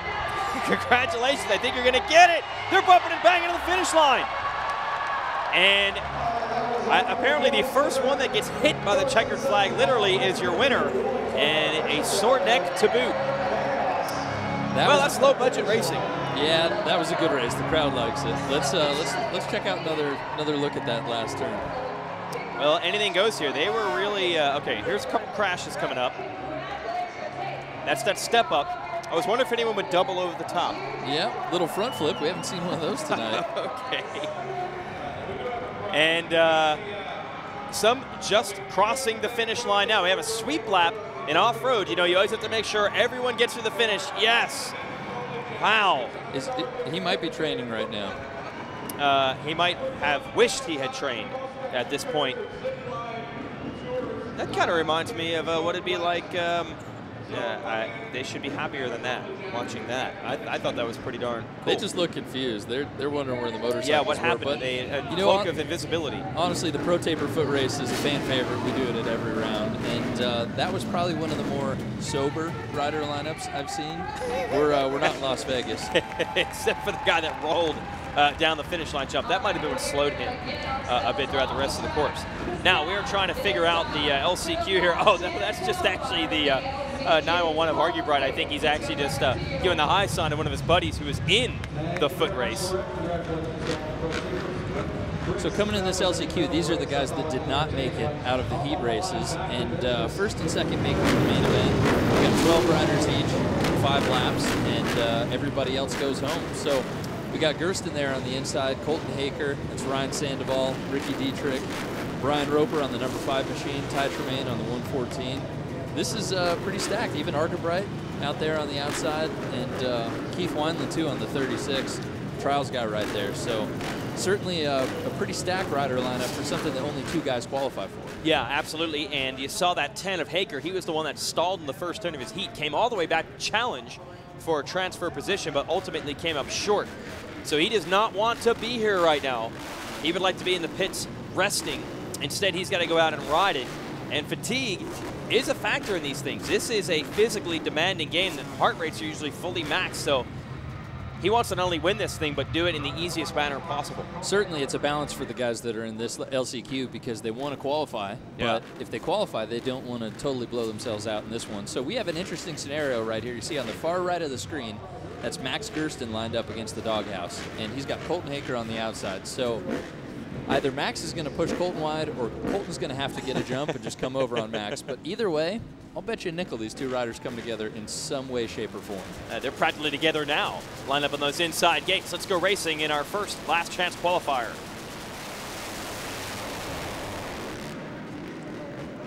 And there's some bumping and banging right there with Dietrich and Haker. Haker on the number 10 going to come out on top. Followed by Sandoval too, and he goes down right there, just hit behind got Dietrich, and there we go. Gersten pulls into second. Not the best jump, but put himself in a good position. So 1-2, these are your qualifiers right now. Colton Haker out front, the number 10, followed by Max Gersten on that Beta 2 stroke. All right, Sandy Pants Sandoval will now be pulling some of the mud out. We're going to show you, here he is on the number 11. So Sandoval had a good line, just got clipped and went down. That was too bad. Gersten skated around the outside. Meanwhile, Haker's out front, just trying to open it up. So I think Colton is pretty focused at this point. He knows he belongs in the main and just wants to get this LCQ over with, get the 5 laps behind him, and really focus on that hop out. And he hopped, he pre-jumped over the log that almost took him down in the heat race. Now, Gersten, you mentioned, missed the main event in our last race. He is a house of fire right now. He does not want that to happen again. Gersten's just been getting faster and faster, too. Yeah, he's in second. And Dietrich, I believe, is still back there in third. Only the top 2, though, are going to get into the main event. So this could be it. Unless Dietrich can pick up the pace and make up some time on Gersten. So if you watch Max, he's riding really smart right now. He's taking great lines. See him going to the edge of that firewood. The edge of the firewood section actually doesn't move as much. It kind of gives something for those loose pieces of wood to push up against. But right now, he's just trying to keep Colton in his sights and really just hang on to that number 2 spot. I mean, for Max, he belongs in the main event. He's a contender for sure. And we've seen his results improve. He's getting better and better. And my mistake is actually on the Beta 4-stroke tonight, and I think that's a good machine for this kind of terrain. 4 strokes are working right now because your leader is on one as well, the Johnny Campbell Racing Rockstar 4-stroke, of course. Hager always long time sponsored by Lucas Oil as well. Hager with a trials background, and you wouldn't know it at times the way he attacks the track more like a moto guy. He got so hooked on the motocross thing when he started racing it to learn for EnduroCross. He even qualified for an AMA National once, I believe at Hangtown a couple of years ago. So he's got speed in a variety of disciplines, putting it to work right now. I think the thing, Jason, that makes Colton Hager a great racer is his confidence. You know, we pick on him, tease him a little bit. Yeah, really the kid's got a head full of confidence, and I like that about him. He lines up, and he looks left, he looks right, and he goes, you know, I'm going to beat these guys. And I think as a racer, you have to have that confidence because it's really important when you're going up against this caliber of competition. It is no place for the timid, yeah. Yeah, certainly in Gersten too, you know, the more he runs up front, I mean, even run second place in LCQ like this, shows him he belongs in second, Jason. He should be up there. So I think the more he continues to just clock solid laps to keep a guy like Colton in his sights, it's really going to help Gersten develop as a rider to the point where he's making that main event straight out of the heat race every time. Yeah, there it is. Gersten going to hang this right-hand turn. He's going to choose the outside. Oh, I thought he was going to shade to the inside at the last second. Now over the step up, and they're starting to tear up some of those pumpkins. Have a pie down there before it's all over. Last lap of this last chance qualifier. Gersten and Hager would be your 2 riders in if they can survive. White flag's out for Hager, now it's out for Gersten. And they have pulled clear. One more time to the rock turn for the number 10. Colton in a great position right now, just putting that JCR back on the 450 out front. And at this point, Jason, he's probably thinking about the main event, just probably studying the track a little bit. He knows that barring any major disasters, he's going to be in the main, so he's probably already plotting a strategy for getting out there, getting up front early, and trying to fend off Taddy Blazuziak, Mike Brown, Cody Webb, the other guys that are contenders tonight. Beautiful job over that Lucas Oil step up.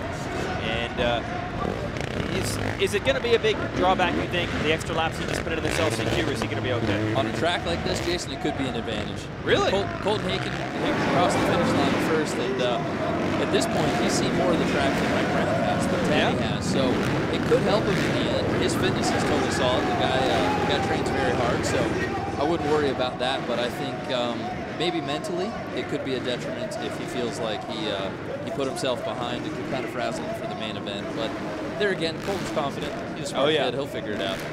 Plus, he's not done. We, of course, have the hot laps coming up later, which have been the domain of Colton Hager. He can get that confidence right back. Max Gersten, he's happy. He's going to the main event as well. Yeah, he's stoked. A little showboating for the fans. And super fun to see Max in the main event. I think for him, you know, he's pumped. That's a little bit of redemption coming up after Denver. All right, man, we're going to ask you straight up, Colton Hager. Are you pissed that you were in the LCQ? A little bit, yeah. I'm not going to lie. I was like, man, I had the whole shot, and then bike just stalled. Maybe like someone got my rear wheel or something there and locked it up, and it's way back and came up, but couldn't make it happen, so had to throw down a good start there and make it happen. So pumped, and then the night show, throw down a good hot lap, and see you guys later. Colton, you look so poised and so relaxed in that LCQ. What's your plan for the main event? Are you going to dial it up, or you just want to go in calm and collected and do the same thing? Yeah, you know, I'm just going to get a hot, like, steaming hot lap like I always do, you know, just send it. Throw that bitch wild and just send her out there and, you know, give her hell and then get the best gate pick as usual and then make it happen for 12, you know, because I did 7 last week and the week before that. It was like fast guy, but can't put it together, dude. Head case, I guess. Wow. Wow, you got it all. You've got confidence and head case. I'm confused how you can be both. You do it all, my man. You do it all. It's hard to be me. All right. I'm not going to lie. Colton, go put 2 nickels in the swear jar. There's a family show. We'll see you at the main, buddy. Thanks, guys. See ya. All right, see ya. Guy is amazing. Good ride out of Colton. You know, that really was the most poised we've seen him in a while. And and a solid ride for Brian Roper, unfortunately not in the main event. Only first and second transfer. Yeah. And seeing Colton and Gersten in there, it sets the stage for an exciting main, but we've still got one more LCQ, Jason. Yeah, and these things are good, especially when it comes down to those last transfers. And here are your riders ready for that final LCQ. And they mentioned hot laps. The riders that make the main event then line up for 1 lap time lap in front of all the fans, which puts a lot of pressure on them because they're on the track by themselves, and then those lap times will determine the gate picks for the main event. So you're earning the right to get into the hot laps and the main through the LCQ. Yeah, the hot laps, definitely exciting. And for the guys in this LCQ, you know, some of them, this is their last time they're going to be on the track tonight. So we've got the number 8 there, Destry Abbott. He's a seasoned vet. He always seems to squeak into the main event. And also Kevin Rookstool, speaking of the pumpkin, he's on a KTM. And, boy, we saw him in that hot seat for a long time during the day. Absolutely. Rookstool, who has a pro motocross license, does well here in EnduroCross. He's really started to get his game back together. Rode well today. I'd say he's got to be one of the favorites in this last chance qualifier. What's it going to take to break every pumpkin on this track? I'm sorry, I'm distracted by these things. Yeah, I don't think there will be any last pumpkin standing by the end of the night. I don't think there'll be any left. Who knows? I'd be aiming for him. That's what makes me a terrible racer. I'd be trying to destroy the things right now. Yeah, they're not coarse arrows. You're not supposed to use them. We got pumpkin soup down there now in the chainsaw section. But I guess if you log a lot of laps and burn a lot of calories, this would be an opportunity to replenish the system. Yeah, absolutely, and it's you know, it's kind of a funny illustration of what happens with an endurocross track. We saw, you know, during the opening ceremonies, that beautiful national anthem. It was perfectly prepped, and by the end of the night, the track looks like Normandy Beach. It's destroyed. I mean, there's holes everywhere, and Schaefer Tracks did a phenomenal job working with this dirt, but it is a challenge. I mean, let's be honest, there's ice underneath, and I'd be throwing pumpkins out there too if I was building the thing. Yeah. Okay, so we literally have EnduroCross track on ice because this is a functioning hockey arena, and they just threw down some plywood and plastic over the ice, and the condensation, they said when they first built the track it was okay, but then after a day or so, that condensation eventually soaks through the plywood, works its way on both sides of the plastic, and then into the dirt. So it's pretty moist out there right now, and that's what's creating all these holes and all these ruts. And we got the pumpkins out there as well. There we go. Celebrating some WHL championships here at the Comcast Arena here in Everett, Washington. Just about 45 minutes north of Seattle. Now, as far as the pumpkins being out there on the track, Colton Hager did say he's going to send it in the hot lap. So if any survived this LCQ, he'll probably knock them down a little bit later. Right now, these riders are worried about knocking down each other in the first turn. Rookstool out front, very commanding start for him, and he wants to be in that main event. But Bobby Prochnow on the inside, this is a battle, and they're both coming out hot on the first lap. Prochnow on the 9, the 6, Soleil, Rookstool down. So Prochnow in the lead, Soleil challenging him. I cannot believe Rookstool is even in the number 3 spot. I thought he was a goner. So Bobby Prochnow, the big man out of Canada, leading it, but Soleil is all over him. Oh, and Soleil with a great inside line. Takes him down. That's racing. Prochnow's a big guy. That's difficult to do. And yeah, you know, I may be wrong, but that puts Destry Abbott second place. Yeah, because Rookstool had it and went down again. So a couple of mistakes for the 79 has led to a Monster Energy Kawasaki 1-2. 1-2 for these guys, and Destry always finds a way to get in the main event. But Prochnow, that guy popped up so fast, and we'll see if he brings it in on the inside to Destry. But Destry's an old hand. You know, he's tough. He's been around a lot, and I don't think he's going to let any of these younger guys by without making them earn it. And is that Lanza on the 125 running in 4th? I'm going to show you a couple of these mistakes. First, Rookstool. Oh, he came in so hot. Just a lot of speed. Kept it running, though, Jason. Yeah. Finger on the clutch, which is good. He takes off in 3rd place, but that allowed these guys to get past. And then very good line by Soleil. Pure traction on the inside. Little bit of contact and just takes Prochnow down. But Prochnow popped up so quick, I think he's already back in the top 2, if not top 3. If there's one rider that I can guarantee is not taking you out in a mean fashion, it's Justin Soleil, who might be the nicest guy of all here in EnduroCross. Always smiling, always positive. A lot of respect from the riders in the pits. The whole chapel service during the weekend for the riders that aren't able to make it home, and of course go to a regular church service. He's just a giver all around. But in that case, he was a giver of a little bit of contact. But that's racing, my man. You got to do it. Yeah, absolutely. Justin is very focused, you know, and he coming up a little bit short there, but you see he just pulls it out. He's one of these tough off-road guys that can just take the abuse that the track dishes out. He doesn't complain, but we may have a battle back here with Lanza on the 125 two-stroke catching up to Abbott. You see Jamie's one of the shorter riders on the track, but that's not really stopping him from catching up to Destry and starting to breathe down his neck a little bit. Yeah, it never has been a problem. It never has been an excuse for Lanza. He's a smaller pilot, but he's figured out a way to make it work, and listen to him rev that Husqvarna. Now these rocks could play into it for Lanza. You see the lapper right there. If Destry gets caught up in any way in this inside, ooh, taking him out a little bit. This is where Lanza's got to get creative. Oh! Creative is Abbott, who loops it out, and I think he might have somehow, wow, I thought for sure he had knocked Lanza off the track. Somehow the 125 is back on it. That's the opening Rookstool needs. That was wild. Yeah, I can tell you what, that was not intentional on Destry's part. I think Destry just grabbed a ton of traction. And let's see, watch his rear tire. He comes in, plants it, the thing just hooks up, pops the clutch, and there it goes. I'm surprised Lanza stayed up. Holy smokes. Yeah, that looked like it hurt too. I don't think, are those rocks soft? No, they're not Nerf rocks, and they're not pumpkins either. So Abbott's got to be hurting a little bit. His teammate's looking good, Soleil. The battle for second is going to then be between Lanza and Rookstool, who's back in it. And every other else is pretty much out of it. They're all down. Yeah, seeing Soleil out front, that's a good position for him to be in. And, you know, he's one of those other guys that belongs in the main event, and he's kind of showing it with just 5 very consistent laps in this LCQ. Man, it is raging all over the track. Pretty much everyone is either stuck, hung up, or in a battle, except the leader, Justin Soleil, doing it exactly the way he wants. Out of Clovis, California, and he's got 2 corners to go. And look at all the riders back there watching this action. Saw Cody Webb over there checking it out. Again, they don't go to the pits in Endurocross. They watch their other competitors take to the track. No, and we've got Lanza and Rookstool in back just absolutely going for it, trying to get around each other. Only 2 riders make the main, so you can't have 3 guys in. Yep, one of them is Soleil. He's got the win. Who is going to take second in the final transfer of all to the main event? Lanza's still got it through the matrix. And Jamie Lanza puts the 125 into the main event. He earned that one, but boy, Rookstool was trying. We could hear the fans on their feet, the sold-out Everett crowd cheering for him. And, you know, if it weren't for Soleil, both those guys would be in the main event. Unfortunately for Rookstool, just not quite making the cut, but very, very solid effort out there in this second LCQ. Yeah, it wasn't lack of speed there for Rookstool, just a few too many mistakes. He was definitely on the gas.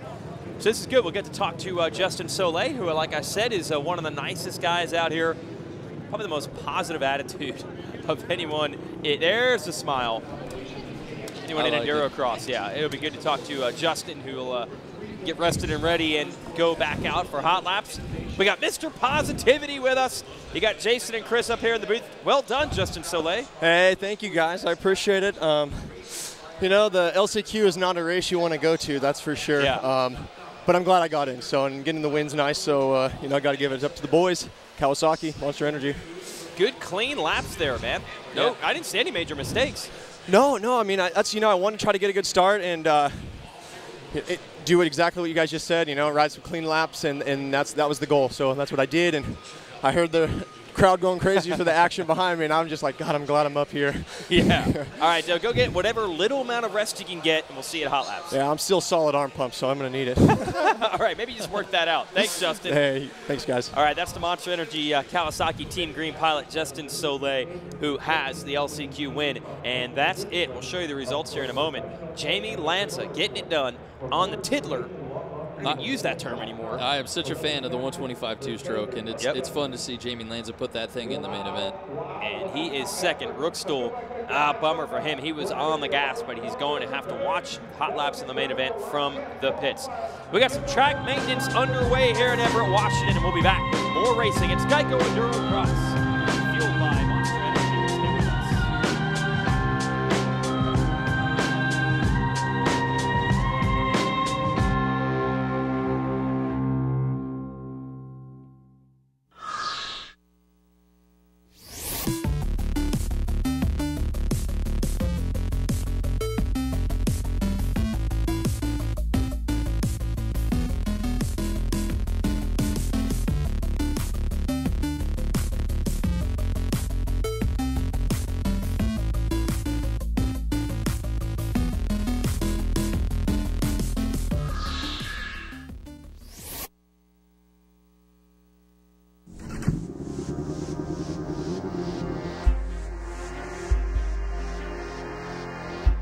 It's about that moment you realize it's not a ride, it's a journey.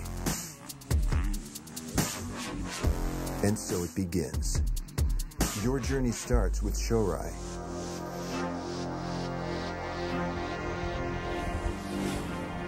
Shorai, the world's lightest, strongest power sports battery.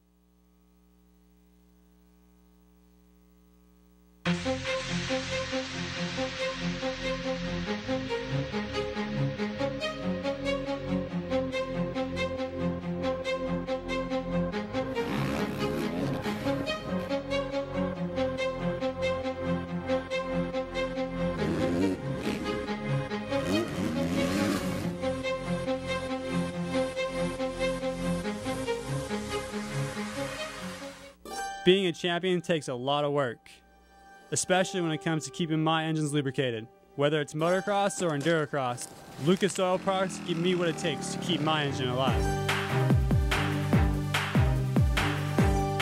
With the high intensity at which I take on each train, no other oil hits the high performance demands that I need to be on top of the podium. I'm Colton Haker, and the only oil I trust is Lucas.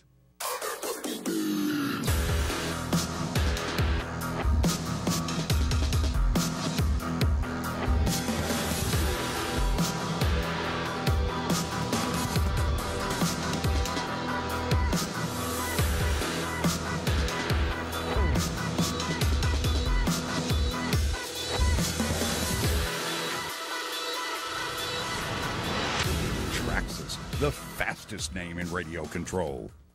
There's no other place than the Lucas Oil Motorsports Hour. And there's no other place than on MAV TV, where you can get AMA Flat Track, Lucas Oil Off-Road Racing, EnduroCross, Pro Pulling, and more. You want action? We've got action. Tune in on Thursdays at 9 p.m. on MAV TV.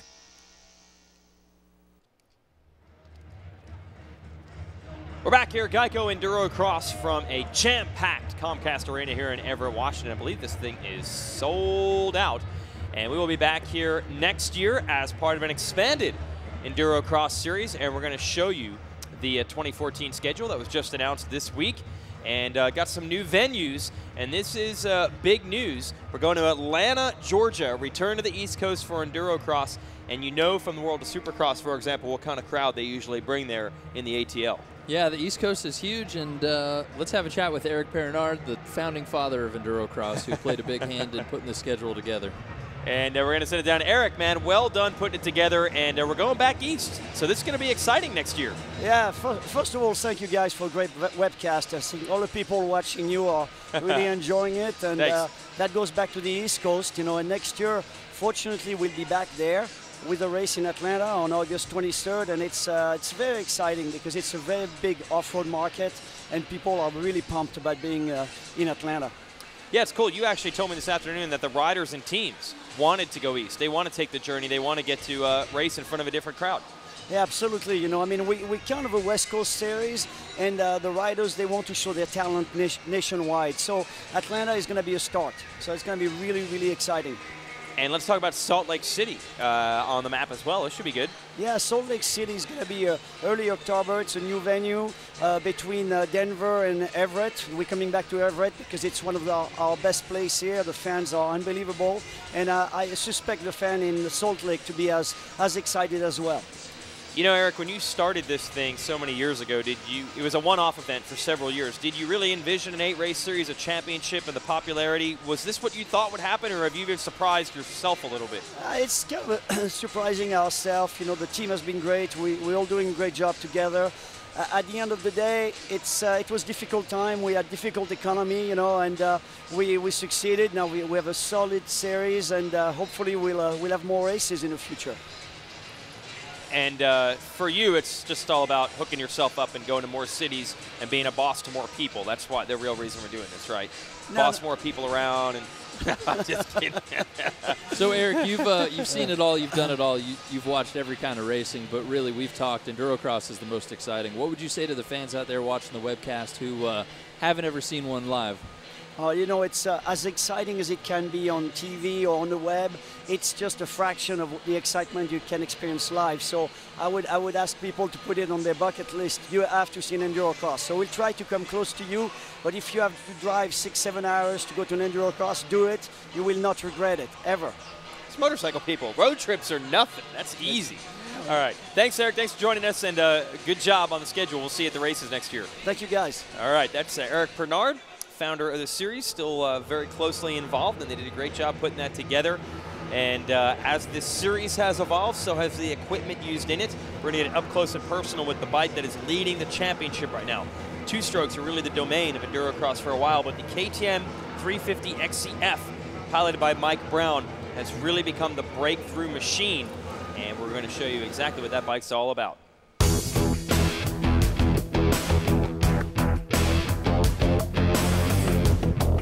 Yeah, my mechanic Chad's great, you know, I've been with him for 2 years now, and it's been awesome. You know, he's a great mechanic, he's a good fabricator, he can do whatever needs to be done, and testing, that's what we're here today, doing a little bit of testing just to make the bike a little bit better for the next few races coming up, and I think that's what we need, you know, get a little bit more advantage on the competition and work on things like that. Chad Schweitzer, I'm the tuner for factory KTM Mike Brown's #3 EnduroCross.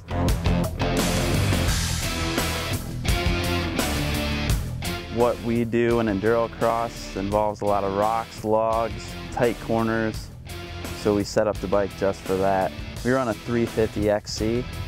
It's got a full factory services motor, which runs a lot of parts that people can't get, but most of it people can get. The wear and tear, I think, is motor-wise is more on a motocross track, but chassis-wise, definitely on EnduroCross track takes a beating, a lot more.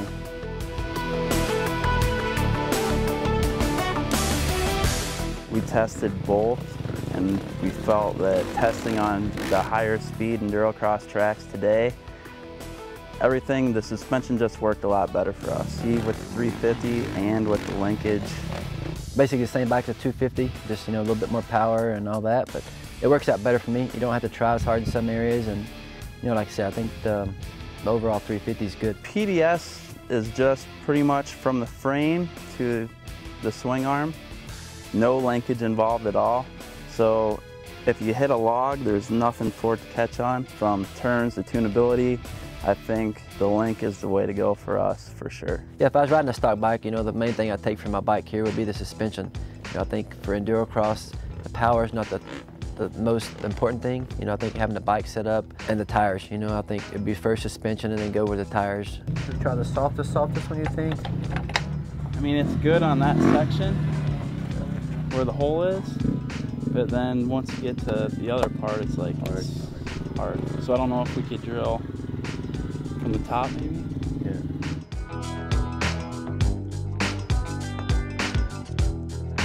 We like to build up the motor, but we like to make it smooth on the bottom, so we'll run a heavier crank, heavier flywheel. When I first started, I was a lot more bottom end, but you know, it gets slippery and the terrain gets harder. I think it's not as good.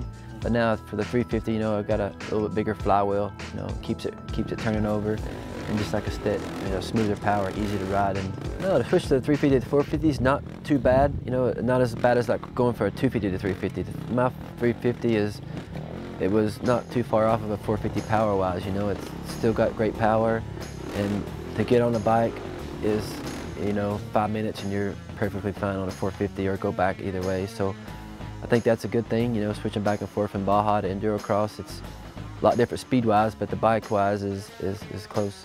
We talk about everything before he leaves. After he comes back, where he tries something, we decide if it works. We just decide where we want the power, and we can move that around a lot with gearing. I think I'm more motivated right now because I've still got the lead barely and 3 races to go, so now the main thing is win races. You know, if I could get some wins or some good finishes the next 2 races, I think that's going to be the deciding factor of the year. You know, I've got to go these next 2 races all out and do the best I can.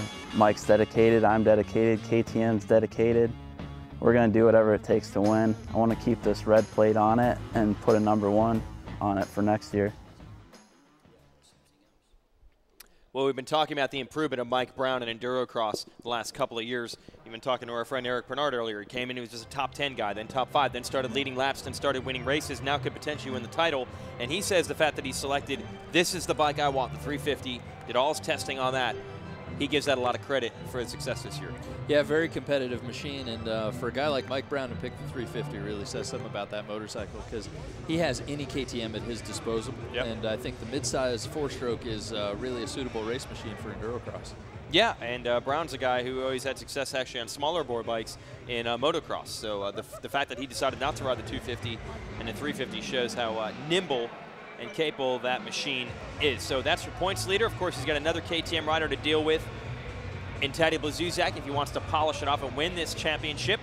People have been hitting us up, hashtag EnduroCross Live all night long. I know, Chris, you were monitoring that. Yeah, Joel Dennis just threw us an EnduroCross Live hashtag. He said the webcast is great, but nothing like being in the arena in person. And I would have to agree. I mean, these fans are pumped, but it's certainly an exciting night of racing, and the best is yet to come with these hot laps. We were talking to Eric Bernard earlier, and it's pretty exciting that the guys have to reinvent themselves. You know, you can get a great pick coming out of the heats, and you still have to go in that hot lap and prove it again before the main event. Hey, I think there's our sound guy tweeting right now. Our whole thing's going to fall apart now. It's too busy to be working on us. Yeah, and a couple people actually told me here via Twitter that Colton Haker did actually race some amateur motocross back in his younger days, then had the trials thing going, and like we said, got a little back into moto. Now he's found the perfect hybrid between them all here. Everyone has found a great home in EnduroCross, and we're glad you're in it with us. We'll be back with more.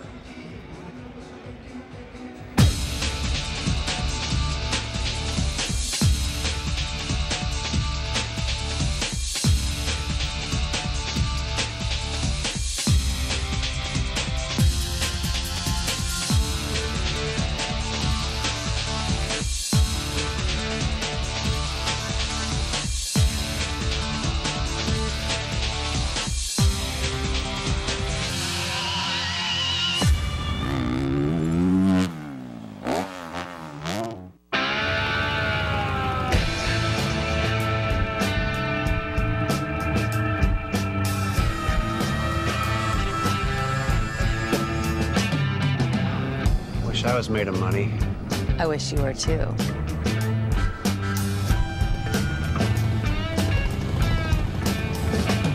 Chances are you're not made of money, so don't overpay for motorcycle insurance.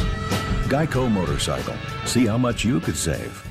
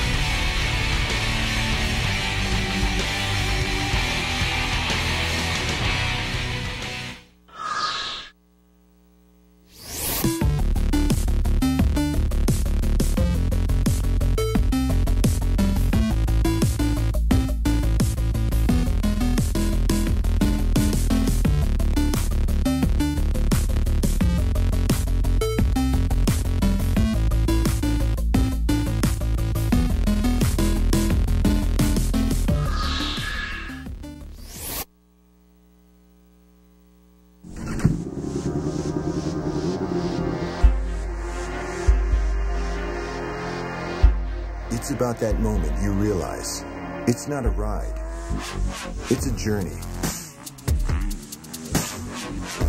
And so it begins. Your journey starts with Shorai.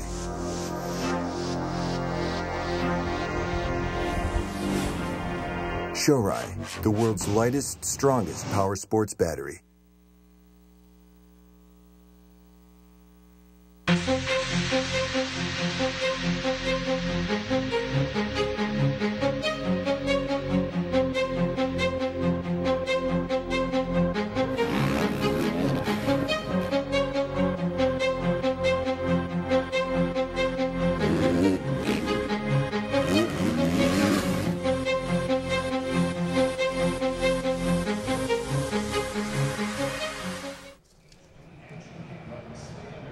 back here in Everett, Washington. Intermission is done here. It's time to go racing, and we're going to give you some names of the future that you want to keep in mind as this series continues to evolve, because the Open Amateur Final is about to get underway. Now, the track has had a nice little manicure session, so at least the amateur riders get to attack a fresh race course.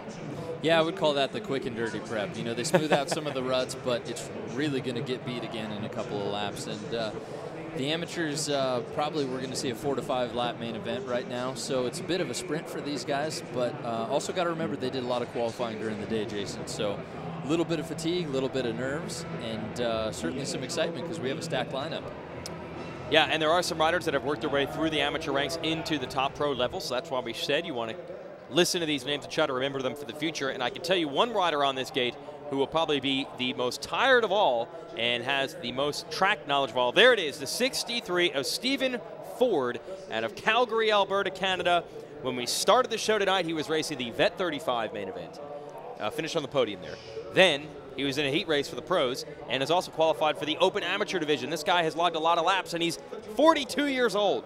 Very impressed with his riding, and he's out there smiling too. And I think that's the fun part of EnduroCross, is that you open it up. You can ride a variety of classes. You know, the amateur class, we think of it more like an open class. Certainly not novices. These guys are great riders, and we've seen some of our best battles this year in the amateur division.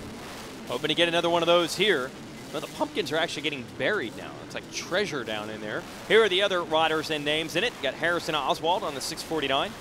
Jeremy Lieberden on the 400, Zach Burrell on the 311, Jason Hughes on the number 225, Avery Turner on the 201, Two-Trick Tim Dick on the number 172, Brandon Johnson on 121, Teddy Hahn is number 113, Austin Schiermeister is 101, Daniel Brown number 85, Wyatt Hart number 15, and the aforementioned Stephen Ford is on the number 63. This will be your main event for the Open Amateur Division.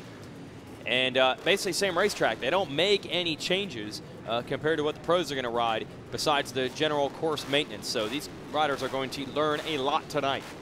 And we'll see out of this first turn. These guys have been watching the pros do it all night, Jason. So you bet your hat they've been picking up some tips as far as line selection, gate selection, things like that. And the first turn just so critical to getting a good finish here in the Open Amateur Main. Oh, and a rider down even before they get into the first turn, then several more down in it. It's go for it time. It's the Open Amateurs. They've got speed. They don't always have the same amount of patience. Here is your leader. That is the 113 of Teddy Hahn, who's actually backed by Maria Forsberg. Now the 311 of Zach Burrell out of Tacoma, Washington comes through, and there is Stephen Ford using that track knowledge up to the number 2 spot on the 63. Yeah, it's kind of a shakeup here in the first lap. You know, with that little bit of carnage in the first turn, it kind of opens it up for anybody to get out front. And the key to the Open Amateur class, Jason, is it's really not about not making mistakes. It's about recovering from your mistakes. And check out that first turn here. We had, might have been headwall on the inside there, just come down and tip it over. But that was unfortunate, but part of racing too. It's a tight first turn, and you can't really fit everybody in there. And we're seeing a huge log jam in this rock turn. Smoke coming off the bikes steaming over, but number 311 out there just getting out of the carnage. That is Zachary Burrell from Tacoma, Washington. And this is impressive. Maria Forsberg, her influence is still here. Now, she's actually racing GNCC in Indiana this weekend, but that's her husband, Teddy, who's battling up front earlier in this one. Now it's the 311 of Zach Burrell to the number 1 spot. There's the 63 of Ford. Also Maria's brother, Eric, was out here racing in the pro division earlier, did his hot laps in the heat races. So, hey, look at this. Ford has taken over the lead. So the 42-year-old leading the amateur division. Is it safe to say he's an up-and-coming star? Can I still use that? Absolutely. Okay. You know, this is one of the first races all night where we've seen the top 5 in the same lane. It's very tight. These guys are kind of more on the same pace, and I think that's what makes it exciting. But also, Ford has got to be awfully tired at this point. He is he's earned himself a day on the couch tomorrow, Jason, because he is riding his heart out tonight. Absolutely. Like we said with Blazusiak and Brown, he'll feel the pain tomorrow, but he's not worried about that right now. Yeah, and with a good line there, he's been riding enough. I'm sure he's in the groove tonight. He's a little bit loose and certainly taking smart lines, but Takes more than smarts. You got to have speed too. He's got it figured out, whether it's just pure speed or smarts. To 63. Again, he's a Canadian on the Gas, backed by Gas Pacific, toys for boys, Golden Tire, Rip and Roll goggles, Ride Concept suspension, and 40 Racing. That's Stephen Ford, and he's not out of the woods yet. I mean that both literally and figuratively, because we do have some trees strategically placed around the track, but also he's got pressure. That is the 15 of Wyatt Hart, another Canadian out of Invermere, British Columbia. He's an 18-year-old. So we got the 18-year-old chasing the 42-year-old on the final lap. So if you watch Ford's riding style right now, you know, to the guy's credit, he's ridden a lot tonight, but he's also getting pretty fatigued. You see him just kind of getting loose in that front end. That could open up the door for Wyatt Hart to sneak in and steal the lead from him. Yeah, I think you can see it right now. Ford is starting to maybe run a little bit low on energy, and here comes a challenge. Now it's a 6:49. Harrison Oswald takes the lead, and your leader, Ford, has gone down. It's a half lap away from having this thing. Classic EnduroCross. It's not over till it's over. Harrison Oswald, who we did not see up front at any point of this race, now is headed to victory. Oswald is no newbie to EnduroCross, Jason. He's raced a lot of these, and I think that was cool how he kind of put himself up near the front and then just started striking as soon as he saw mistakes coming from the leaders, and that's really what you have to do. You know, we discussed going in the Open Amateur main event, you just have to ride as clean as possible and not try and be perfect and not try and beat yourself up when you have issues, but this kid's stoked through the matrix, and the win is his if he can do it clean. Harrison Oswald, coming out of Citrus Heights, California, takes the win in the Open Amateur Final. He led one lap of this race. It was the one that counted, and he is your champion of the evening in the amateur division, and your heart has to go out to Stephen Ford. Here he is, still working his way around the track. Fans cheering him on. This guy has logged a lot of laps tonight. He had this one, but I think all those laps might have just caught up to him. Yeah, but you know, he's still having fun. My hat's off to him. Sure. I think that was a strong race, and very cool to see Harrison Oswald put it down like that. That was that could be a prelude to his pro career. He'll be there eventually. Now we're going to show you the leader, Ford, on the last lap, run into trouble. Now I thought he stalled for a second, but you see that rear tire just spinning. That's kind of a sign of a fatigued rider. He is he's not really grabbing traction, just sort of pinning it, and that's where you get off balance and tip over, unfortunately. And it all came undone there. And I believe he ended up off the podium, but this guy didn't. Harrison Oswald, we did not see you at the front at all in this race, but you made it happen. Talk about the comeback. Yeah, you know, I went down there pretty hard in the start, got right back up, and you know, just pushed as hard as I could. And second and first came in sight. You know, I just went to work and got past him. Harrison, fantastic ride. You pulled in the lead when it counted. Was that part of your strategy, or were you just putting your head down and charging? No, I was just putting my head down and charging. You know, I was trying to get a good start there. Got caught up with some guy, went down. And at that point, I just had to put my head down and charge and, you know, get past guys. Who do you want to thank, Harrison? I want to thank my mom and dad, my sister and nephew for coming out, all the fans, all my sponsors, Sierra Motorsports, FMF, Amy Grips, Free Gun Underwear, and everybody else that's helping me out. All right, congratulations. Thanks, guys. All right, that was an exciting one. Yeah, coming down to the last lap, Harrison Oswald getting the W here in Washington. Oh, the fans are getting into it now. See, if we held the Pro Taper foot race after they complete those beverages, cheers would be a lot louder. It could get ugly. Yeah. I think there would be pumpkins missing out on the track or something. But okay, pumpkin flavored. You know, fantastic Open Amateur main event, and it's really cool to see those guys qualify during the day.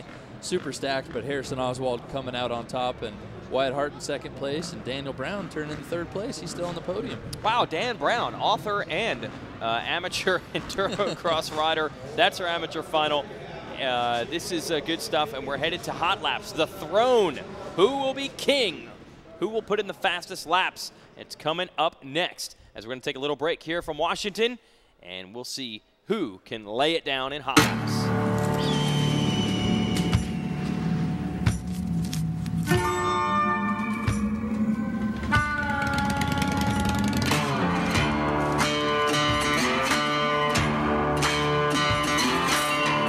Chances are you're not made of money, so don't overpay for motorcycle insurance.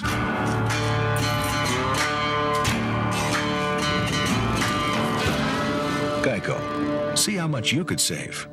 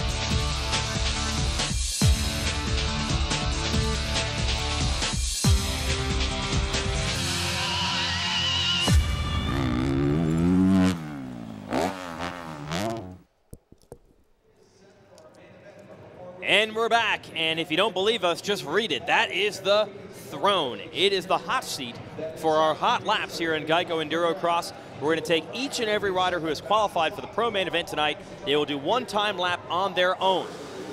And the fastest lap time gets the first gate pick for the main event, and of course a little bit of confidence and the chance to talk to us. Right, and we're going to start off with a bang. Wally Palmer on that Christini 300 two-stroke. This guy's a wild rider. He's got a crazy riding style, but ultimately he's looking just to put on a show for the fans, and he's got a million fans here tonight, Jason. They were going nuts when we had our hot laps this afternoon. Those are the ones that seeded the heat races. Now this is going to seed the main event. You see what we're talking about? Holy smokes. That is wild. Wally Palmer at his best. He somehow didn't even stall the bike, didn't even crash.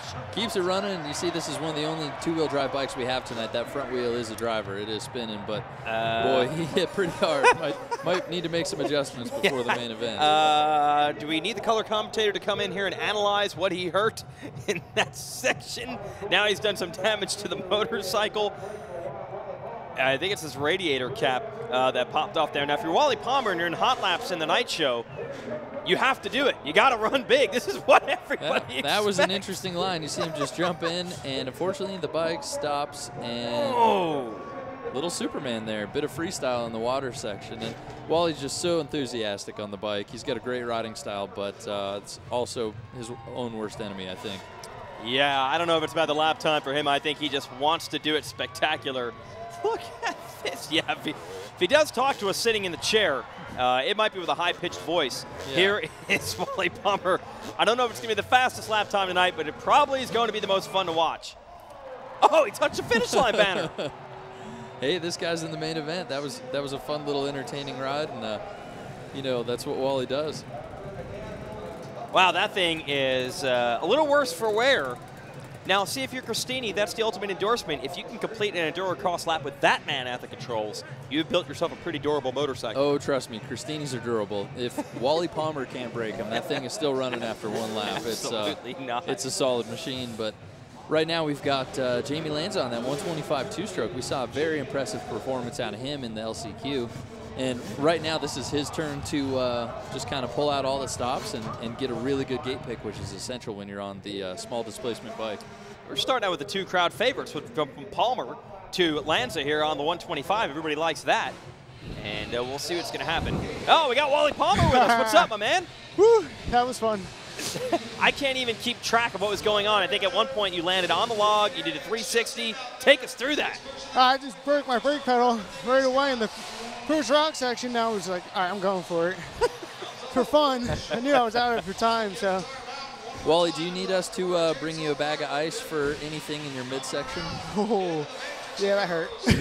That didn't look like it tickled. I thought the voice would be a little high-pitched here on the throne. Let's watch Jamie Lanza see what lap time he puts in.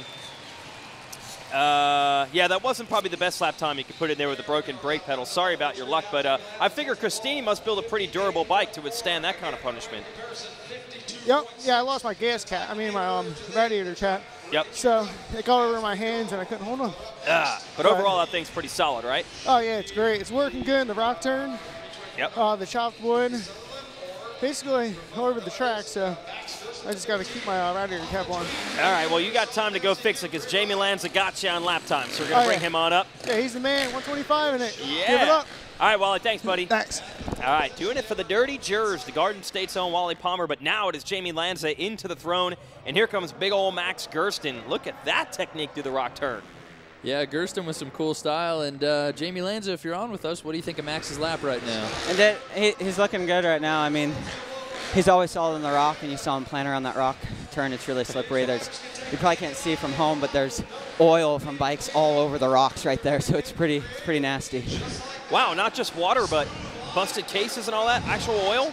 You got it. Wow. So, Jamie, the fans are obviously going nuts for the two-stroke. How is it riding the Husky 125 out there? You know, the 125 is good. There's that's the idea, is to show that you know, a very affordable motorcycle can be competitive against anything out there, and it's a 125 two-stroke's definitely probably the most affordable maintenance-wise motorcycle on the market. So, glad to be out here racing for Husqvarna, FMF.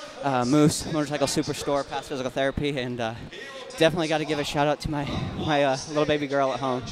Yeah. All right, well, Jamie got bumped off by Max Gersten, but well done on the 125, my man. Thank you guys very much.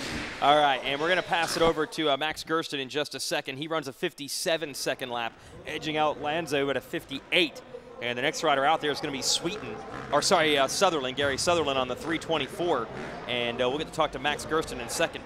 Sutherland, boy, it's like all the popular guys. They love the 2-strokes to 125s, and I was calling Sutherland kind of the people's champ last time out. Yeah, he's a fan favorite, and like I said, he's been riding a lot of motocross lately, and I think that's really helped him dial up his corner speed. And Gersten, awesome ride, man. A little bit of redemption from Denver. Take us through the hot lap tonight, buddy. Yeah, man, so far so good. I had a kind of a crappy hot lap earlier, and, you know, I don't know, I rode a little tight in my OCQ, but made it happen, and had a pretty good hot lap. Just trying to loosen up a little bit and have a good time, you know. That's how I do it. So, I don't know, it's fun. The track is fun. Dirt is sick, and yeah, I'm ready to get some redemption from Denver, so it's all good. It certainly looks good out there, Len. Let's find out the lap time. Gary gotcha. Yep, that little redneck he gets me. Good ride, Max. We will see you in the main event. Thank you very buddy. much. All good. All right, that's Max Gersten on the factory beta. Good chatting with him. We'll bring Gary Sutherland on up here in just a moment. Next up is going to be Geoff Aaron. He has been on the gas. It is vintage Geoff Aaron, what we saw earlier today in the afternoon hot laps and again in his heat race. He was good. Yeah, I'll tell you what, first thing, Jason, when I saw Geoff Aaron this morning in the pits, he was smiling ear to ear. I think the guy's having fun today, and he's driving with the track, obviously with that nice pivot wheelie there. He's working with the bike, and he's got a cool style. He doesn't really pinch with his knees, more of a trials thing where he just lets the bike move. And very fun to see him back in the main and back kind of riding with a lot of pep and a lot of spice. And Geoff Aaron's a guy who can totally sneak in and take the win. Yeah, Aaron's a guy who's won races in this championship before. We got Gary Sutherland up on the box. Well done, Gary. Thanks, guys.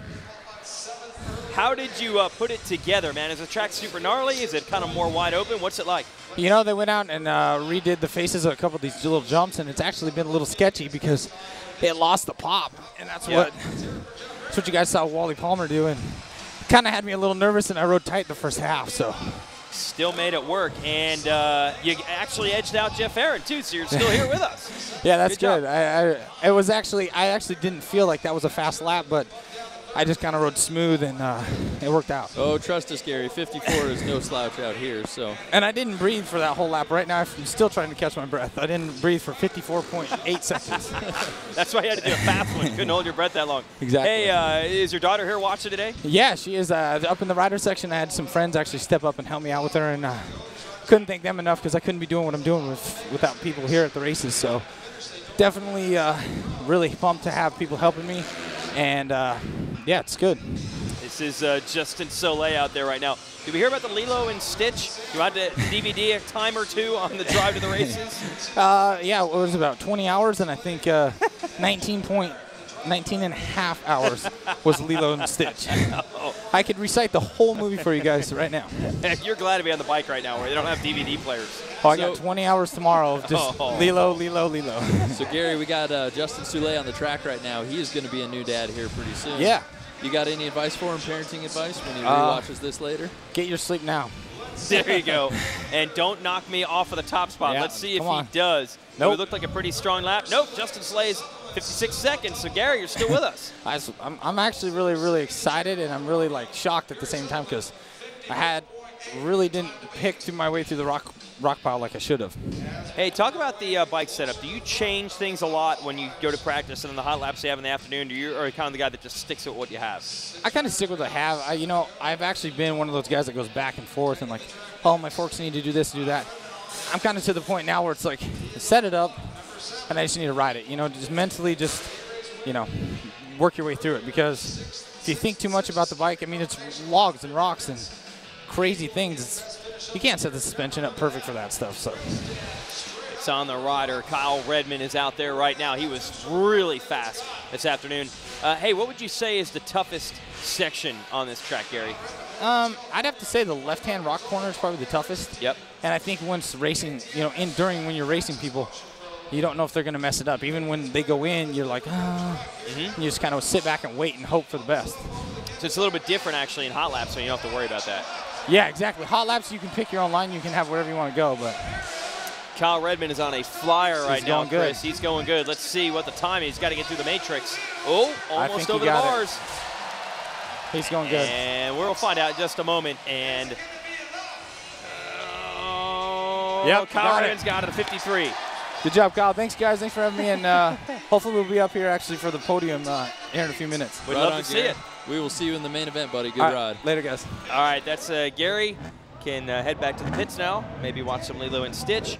Kyle Redmond, I know that was a surprise the way Redmond's been riding as of late. I think he could be a contender all the way down to the end here. Certainly Kyle is on fire tonight. And I like how he's riding that two-stroke, getting the front end up, keeping it light. And, you know, similar style to Graf under, but Redmond just looks like he's in great shape right now. He's been training hard. Kyle, you with us, buddy? Yeah, I'm here. Good ride. Take us through that lap. Seems like you're carrying a lot of speed and looks like you're having fun tonight. Yeah, thanks. Yeah, it's a good track. You know, you got to really nail the rocks, and I broke out that line over there. Haven't seen anybody do it. Made up a few seconds, I think. Are you you trying to set some records as far as wheeling goes tonight, or are you just riding with the front end up? Well, gotta keep it light. You don't want to go over the bars, so. Yep. So I got to ask this: how are the pumpkins tonight? Is it just weird? Is it cool, or are you going to be putting pumpkins on your practice track once you get back home? I like it. It's funny. Yeah, I had to actually move one out of my line over there before I went. Oh, okay. That's track grooming. A little track grooming, but hey, it wasn't a log. It was a pumpkin, so. Let's see what Corey Graf under, a 53.8. So Kyle Redmond, you're hanging in there. 0.6 of a second quicker than anyone else. Chris here, Dennison's been talking about riding the two-stroke. So have you changed it up? Were you running the four-stroke at one point? Yeah, I just switched to the two-stroke. This is my third race this year on it. Do you feel like the two-stroke's any disadvantage on the starts? You actually getting pretty good traction out of the hole? Yeah, you know, I think it's pretty good. I got a really good start last race in the main. I blew the first corner, but I was first to the turn, so it's pretty good. I think it's fast. You know, you got to get that traction. It's a little bit more difficult on the two-stroke, though. So give us your pro perspective on Cody Webb right now. What is he doing right on this EnduroCross racetrack? Well, he didn't do that rock corner very good over there. Yeah, that was a little sketch, yeah. But he's looking really good otherwise. Getting over that step up. Whoa, boy, he is really hanging it out on this lap. I don't know how much you can see from your vantage point, but there have been some mistakes. Yeah. Do you ride differently in the hot lap? Is it totally different than you would in a 20-lap main? Yeah, it's a lot different. It's a lot different. You do things that you wouldn't really do in a race, so, I mean, it's fun. It's fun to go out and go crazy. He got it, though, so see you guys later. All right, good job, Kyle. Good ride, Kyle. Thank you. Thank you. All right, that's Kyle Redmond, Cody Webb, a 51.6. So into the 51s. When we started hot laps this afternoon, I was wondering, hey, are they going to get under 1 minute? They have obliterated the 1 minute mark. Yeah, that's pretty impressive. Cody is he's riding with a full head of confidence right now. And I think that's the fun thing is after he got the win in Denver, it showed him that he belongs out front. So, you know, hats off to Cody for laying down a pretty fast lap. Cody, tell us about that 51, dude. That's a smoking lap time. Yeah, you know, some of the guys were having better lines than me earlier today, and Kyle pulled out a new line right for the wood pile, and Taylor Roberts been quadding the matrix all day, and you know, everyone, it's actually cool to have the live news feed because everyone at home told me what to do. And really? Yeah. That's cool. So, you know, I saw it earlier in the day, but, you know, I knew I had to throw it down for the hot lap, and a good start's going to be key to the main, and I've kind of been struggling all year with my starts. So, you know, hopefully get #1 gate pick and see what happens from there. Colton Haker out there on a hot lap right now. Yeah, I'm going to ask you about starts. Obviously, you got a bit of a trials background there, and you can ride a motocross track well for practice, but gate drop starts. Is that something you have a lot of experience with or no? Yeah, not really at all. You know, yeah. just when I started riding EnduroCross around 2008, 2009 was the first time I started using the gate, and you know, it's still a learning process. And you got Mike Brown out there who's done more starts than the amount of years you know, it's just a learning experience for me, and I'm doing everything I can. So, Cody, you bagged your first win in Denver. How much confidence are you bringing into this round now that you know you can take the win? That definitely helped a lot. You know, I just want to really prove it wasn't a fluke, and you know I have good speed, and you know everyone's riding really great this year. So I think it's going to come down tonight to who makes the least amount of states and getting a good start. Colton Haker at a 52.3. So Cody Webb's still with us as your fastest rider with a 51.6. Taylor Robert here on the Monster Energy Kawasaki going to take a shot at it. Take us to your heat race, by the way, Cody. You made a good run at it. Were you happy with that riding-wise? Oh yeah, I definitely was happy with the riding wise. You know, first race of the night, you know, you're riding pretty tight, and you know, I was a little off the first couple laps, and Mike and Taylor were kind of gaining some ground on me, and I basically kind of started getting in my groove and loosened up, and you know, Taylor made a mistake, then Brown made a mistake, and I was right on Brown, and Taylor just threw it down right now. We'll see what he got. But the quad, yeah. You got him, the quad, but 52, you're still in that hot seat. That's that's a pretty solid ride for you. I talked to your team manager, Alan Stillwell, earlier, and he said he completely rebuilt that Beta 300 RR. How's that two-stroke feeling today on this track? Oh, it's awesome out here today. You know, the traction is, it's like this crazy Washington loam where the track's like a sponge. It just takes water like crazy, and you know, there's actually a huge base in here because we're walking the track and it's squishing down. So, you know, I got plenty of traction out here tonight on the two-stroke, and the front end, it's even, you know, it's a crazy place to ride, and the crowd out here is definitely one of the best ones of the year. So it's a great environment. And Cody, I got to ask you, did you see Taddy go down in that first practice session earlier today? Like I came around right afterwards, and you know, he went down hard, and he was on the outside of the track for a while, and you know, that's something we never want to see. And that sketchy step up over the tires is really sketchy today, and you know, I'm not really too sure about it all day, and I've kind of been hitting it like a wimp, but you know, you got to man up if you want to try and get a win tonight. And you know, Taddy went for it right off the bat, and he went down hard, but you know, good thing he's back out here racing still. Hey, whatever you did in the hot lap, certainly we're hanging out fast enough. Let's see what Blazusiak's going to get here as he completes his. Taddy was the fastest rider this afternoon in the hot laps. Not going to get it done. Nope. 52.2. Awesome. Man, you said earlier when I talked to you that you've been riding less EnduroCross, and you're not able to have such a wide variety of training because of the foot injury you're dealing with, man. You might never get on a practice EnduroCross track again the way it's going right now. Yeah, things are definitely working out. You know, I got a crazy schedule right now between juggling school, and you know, I'm going to be racing Liverpool Super Enduro in a couple weeks in England too, in between the weekends in Idaho and Vegas. So I'm all over the place, but you know, I'm definitely putting the hard work in, making sure my fitness is there. I've been cycling like crazy and riding moto tracks because, you know, everyone tells me I lack speed and aggression, and you know, I'm definitely working on my weaknesses, and I want to prove it to everyone I belong out here. Well, you're certainly looking good tonight, Cody. What does it mean to get the fastest hot lap? Oh, sorry if I yelled. That was a big one. No, we did the same exact thing. We yelled too. Yeah. That's what happens when you're going too fast. There's like a fine line between. Well, for me, I can't ride too crazy because mentally I'm afraid of getting hurt, and especially after breaking my foot, that sucked, and I don't want to be part of that again. So it's a balance for you of control and speed. Yeah, I would definitely say so. Some, like Mike Brown, don't get me wrong, he's the most crazy talent rider. He's in all forms of off-road, and you know, this guy, he goes hard, and you know, unfortunately for him, he just really cased into that wall. It probably didn't feel too good. Yeah, that one was a little bit crazy, but I think that'll be enough. Probably slow him up. I think you might have it here. Awesome. Yep. Got it. There it is. All right. The hot lap winner and our winner of our last main event, Cody Webb. You gotta. Is there almost getting to be some pressure now? Like, this is good. There's definitely. I always put the pressure on myself to do well now. So what are you gonna do for the main event? Whole shot, take everybody out, well, the win best the whole would thing? just be whole shot, run away. So we'll go with that goal. But you know, I'm just gonna ride smart, get a good start, and put the hammer down. All right, Cody, get to work, my man. All right, thanks, guys. Cody Webb taking the win in hot laps, has that main event win under his belt. Very cool. It's what I always say, you get that first win, and it all starts to come easy. And for EnduroCross, that's a sizable gap. That's a half second quicker than anybody else. Yeah, absolutely. That's pretty interesting. And seeing Taylor Robert in second spot, Taddy Blazusiak up there, Colton in fourth. A little bit worse than we've seen, but still top 5, which is very strong. Yeah, Mike Brown, 9th after casing it on that log. Just can't jump too far into the water section. That cost him there. So that determined gate picks for the main.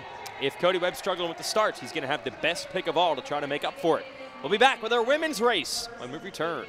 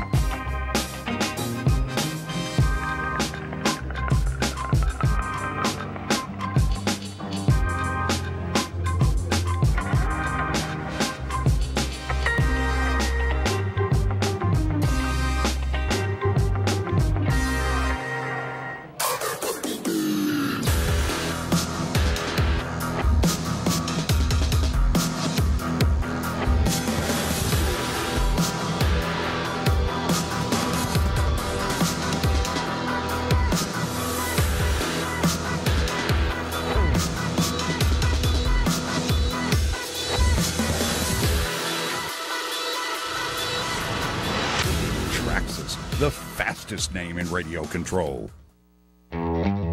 One and done. It's a drag race show. Everything about the race is negotiable. 6 on the jump?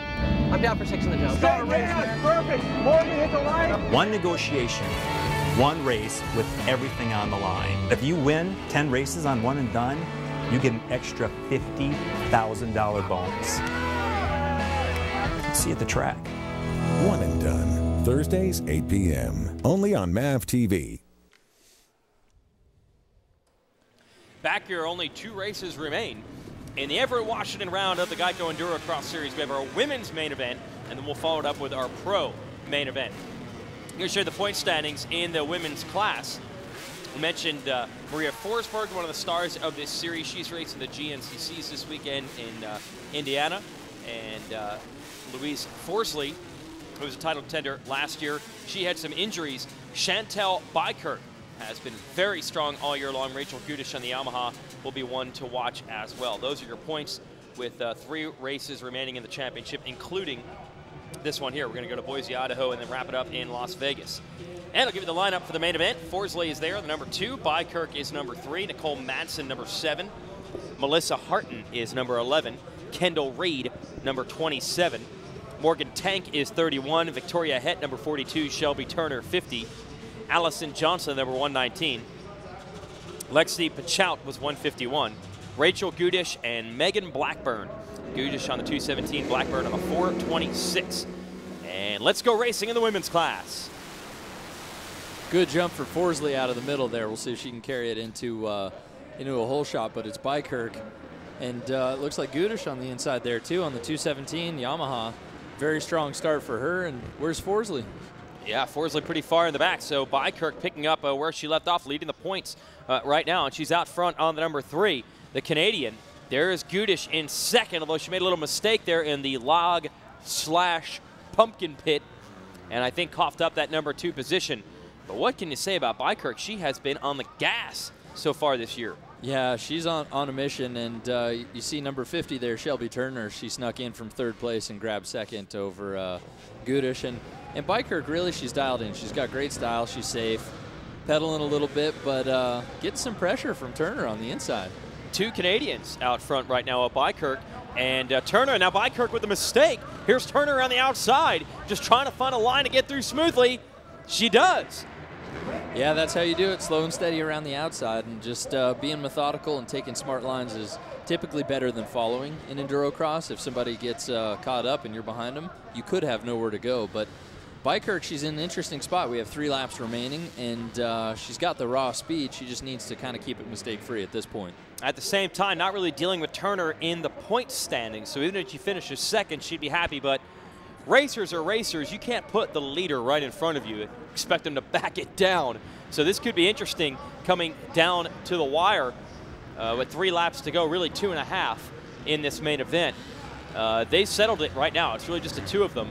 Looking at the number 31 of Morgan Tank, who is running up front events earlier in the year in California. She is in 3rd. I'd like to point out, too, is Sarah Whitmore is not here. She's 3rd place in points, and she's definitely missed a strong women's motocrosser who's been doing really well in EnduroCross lately. And it's a far drive for her to give up to Everett, but hopefully we'll see her in Vegas. Yeah, she has really become an all-arounder. She's doing just about every type of off-road motorcycle racing you do, including the motocross. We got a battle again for the lead. Uh-oh, and Turner has gotten stuck. Here comes Chantel Bykirk back into the lead. Yeah, and the inside line paid off for Bykirk right there. That was smart. You see both ladies sticking to the lines that worked for them previously. And, you know, like we heard earlier from the hot laps, there's oil, there's mud, there's muck, there's pumpkin guts, there's everything on those rocks. So it's pretty slick at this point, and I think hats off to the women in the main event who get to ride the track when it's pretty much destroyed. And you see that pass coming in. We had Turner on the outside, and Bykirk just sets it up. She knows where she's going to pivot, puts her foot down, and just keeps traction, and Turner just kind of high-centered on the rocks there, allowed Chantel to get by. Don't know if the Kenda guys have the compound dialed in to get traction on pumpkin guts. Kenda tires hook up on this stuff, but I don't think anything hooks up when EnduroCross gets that nasty. And you see the white flag lap, but this is going to play into a little bit of strategy. Bykirk's coming into a big bottleneck in that rock section, Jason. Oh, you're right. looks like one of those old beach races in Europe, just one big dune they can't get over. In this case, it's a big pile of rocks. Riders down everywhere, blocking all the good lines. Let's see how Chantel Bykirk is going to play it. Going to shade to the outside a little bit. It cost her. Now she's gone down. Here comes Turner. Oh, but Turner crashes as well. And that's tough because you want to get out of there as quickly as possible, but Turner taking that slow and steady line that works for her, and we have a battle. They are bar to bar at this point. Yeah, Bykirk is hustling to get out of those rocks and take the lead back. Now I got to go to the water. Now Bykirk, she's in good shape, and you can tell she's not that fatigued right now because she is just hitting her line. She's focused, she's looking far ahead, and that makes her a difficult competitor. But Turner too, I like her style. You know, she's coming out strong. She's trying different lines, which is what you have to do on the last lap. Yeah, she was keeping the heat on. Now Bykirk's really had a banner year. We mentioned leading the points. I think she's been strong in the X Games events of EnduroCross as well. She's just seeming to have momentum rolling her way. Turner trying to turn it the other direction, though. Find a way around. We are into the matrix for the last time. Can Bykirk stay clean? She does.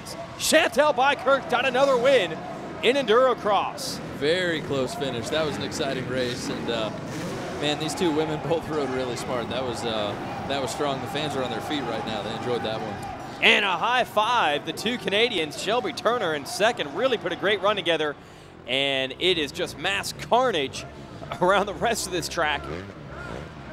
Big pile up. You see Morgan Tank taking the worst of it. Also got that 426 Megan Blackburn right there, and you know that's unfortunate to go down on the last lap. I'm sure it wasn't malicious, but still, when riders tangle, it can just be a pile of bikes. Wow, yeah, absolutely. And we see these pro riders doing hot laps, heat races, and the rest. It almost misleads you into how easy EnduroCross could be. No, it's actually still quite difficult. And that wraps in our women's class. Hopefully we'll get a chance to get a word in with Miss Bykirk here in just a moment. KTM riders really got to start thinking championship now. Yeah, certainly. And I don't know if it's just me or not, but the track looks absolutely hammered right now, Jason. It is not just you. Oh, we got Chantel Bykirk again. It just keeps on rolling. What's going on this year? I don't know. I made a bike change, and I've been working hard, and it's been great. I'm speechless. You had a good challenge from a fellow Canadian there, Shelby Turner, giving you some heat. Oh, yeah.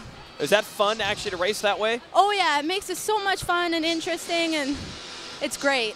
Absolutely.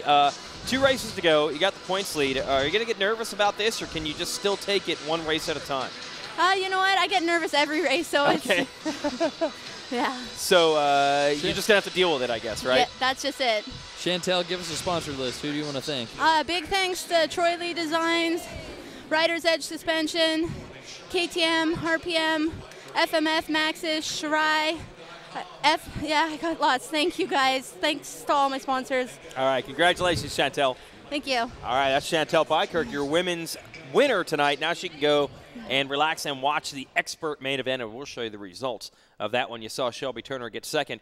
Good comeback for Rachel Gudish, who had an up-and-down event in the first couple of corners in that one, but recovered for a podium.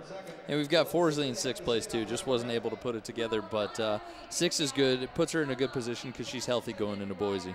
Absolutely. All right, the women's race is complete. We've got nothing left but the pro main event, so stay with us.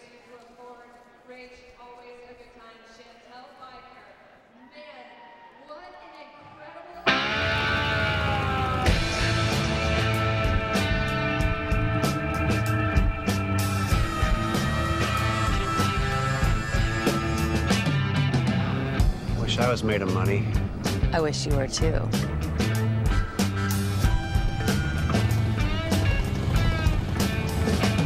Chances are you're not made of money, so don't overpay for motorcycle insurance. Geico Motorcycle. See how much you could save. Being a champion takes a lot of work, especially when it comes to keeping my engines lubricated. Whether it's motocross or EnduroCross, Lucas Oil Products give me what it takes to keep my engine alive. With the high intensity at which I take on each train, no other oil hits the high performance demands that I need to be on top of the podium. I'm Colton Haker, and the only oil I trust is Lucas. The 2013 Geico AMA EnduroCross Series has been brought to you by Geico. You can save money on motorcycle and ATV insurance. Go to geico.com for info. By Moose Racing. With thousands of items from gaskets to gear, Moose has you covered. By Lucas Oil Products, makers of high-performance motorcycle oil. It works. And by Monster Energy. Unleash the beast.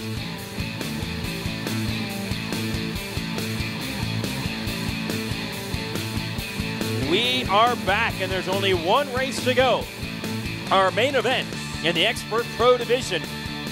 Points on the line in the EnduroCross Series Championship, and that means a lot of pressure because there are only 3 races, just like I said in the women's class, 3 races including this, and the year will wrap up. We're going to race in Boise, Idaho, and then the grand finale in Las Vegas. Only 3 points separate Mike Brown and Taddy Blazusiak in this series, so it could change tonight. Taddy could have the points lead back by the end if all goes well, but man, 20 laps on this track, anything can happen. Yeah, and interesting to note too is Cody Webb with the pole position, fastest hot lap, and he chose to line up on the far inside, the far rider's left, which is, I think, a good gate pick for such a tight turn.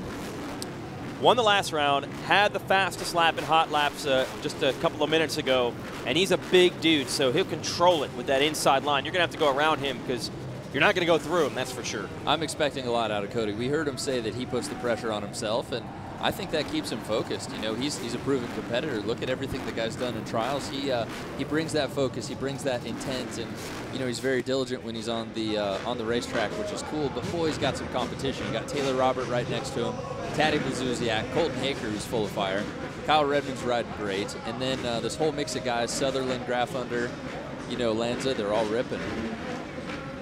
There is Taddy Blazusiak dealing with a hand injury suffered in practice earlier today. Seems to be riding well, was fastest in qualifying this afternoon, won his heat race. His teammate Mike Brown, huge road rash, cuts some scrapes all over him after a bicycle crash. These guys are beat up. Can the field take advantage? Let's find out.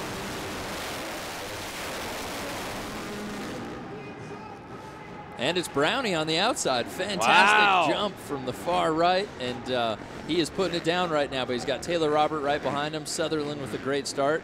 Cody Webb putting it up there too, and I think I spy Colton Haker back there in fourth. And I thought a good start for Blazusiak, but he has been shuffled back. This is just what Mike Brown needed. He's off to the races up front. Everybody else having their troubles. This is the time for Mike Brown to really sprint, Jason. He's got to put down a couple of really quick laps, try and open up a gap while that whole 2nd through 5th mess kind of sorts itself out. Let's take a look at that start again, see how Brown did it. Bad gate pick and all. Yeah, full traction to the outside, and he just didn't allow himself to get shoved out. And then you see him just land on the gas, and Taddy is way back there. It's got kind of stuck in it, but Sutherland too with a great jump. Taddy's down. Oh. Taddy went down there on the outside of turn 2, so that's why he was around 4th or 5th, and then no sign of him at all. So, as they say, you got to make hay while the sun shines. This is the opportunity Mike Brown was looking for to re-extend that points lead over Blazusiak, but man, we got a long way to go. We've got Taddy in 12th place after the first lap, and that's difficult after a rough crash in practice. And you know, Brownie, on the other hand, he's kind of been on a backward slide lately, and I think this is exactly what he needs. If he can come out with a win, dominate in Boise too, and then do it in Vegas, the championship's his. Absolutely. And what a gutty effort by the veteran out of Tennessee, considering how beat up he is from that bicycle crash. Here is Cody Webb. He has gotten around Taylor Robert, and I guarantee you with the victory he had from our last race in Colorado, he's not going to be satisfied in 2nd. He wants wins. Yeah, and like Cody said, he's been training a lot, so I don't think fitness is his demon. Really, he's through the carnage now. He has to fight off the attacks of Taylor Robert, and Taylor, very aggressive rider. He's a clean racer, but he's a racer. He'll push you out of the way if he has to. And we're going to give you an update on everybody else. That's Gary Sutherland getting crazy back there on a 324. Haker coming through the firewood. There's Sutherland, there's Soleil. Where is Taddy Blazusiak? There's Graffunder, and there is Taddy. 8th place for Taddy. Wow. That's a pretty big jump from 12th to 8th, but with 9 laps remaining, he is going to have to pass a lot of riders to get that points lead where he needs it. Yeah, he's got to at least try to finish up, I'd say, in the top 3 if Brown wins it, but it's a big if. 9 laps to go. Obviously, this track can cause mistakes in a hurry. But Blazuzak's got his hands full right now with Graf under. Yeah, and it'd be interesting to watch Taddy's lines if he's going to follow. You know, right there he does, and it sort of pays off because he stays with him. But, you know, it's just not good. He's riding injured, and another little bobble right there, too. You think maybe that was something bugging him physically? Yeah, you have to wonder. I also think, though, he's probably not making the most well-advised pass attempts. He knows he's just got to make it happen the first chance that there's an opening. He can't set guys up. He can't put pressure on them. He's got to force the issue, and perhaps that's leading to some trouble as well. Here he is.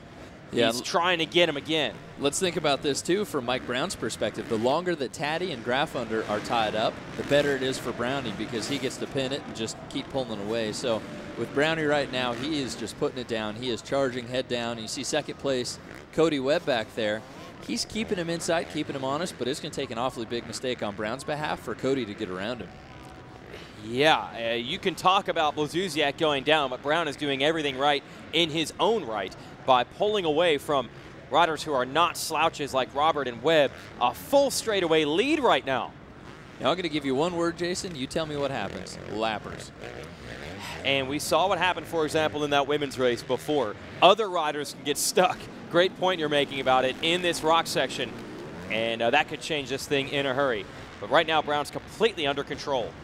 Clear track at the moment, and I think he's just trying to tick off those laps and stay in the lead as long as he can. You see nice little pivot there, and you know this is impressive for a guy who's got road rash and missing skin down one side of his body. He's certainly putting it down right now, and I think ignoring the issues he's dealing with.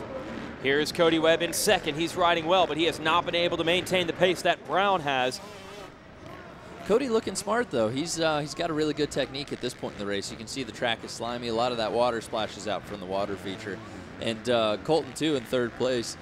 Colton got around Robert, so he's ticking off some good lap times. This could be impressive if Hager can get it even on the podium. Remember, he did not even qualify through his heat race. He had to work his way through, and then normally in the hot laps, he's on fire. He was, I think, fourth. So for him, that's subpar. He's bringing it around when he needs to. Yeah, and this is an interesting spot because Colton actually does well when he's chasing people. We've seen him out front and kind of get a little bit nervous. Just he knows when he's being watched by second place. But you're in fourth place, you got nothing to lose, and Colton's putting it down right now. Actually third because he got ahead of Taylor on that last lap. So you can put that JCR, the Johnny Campbell Racing Rockstar Honda on the box, but a long way to go. Taddy Blazuzak now up to sixth.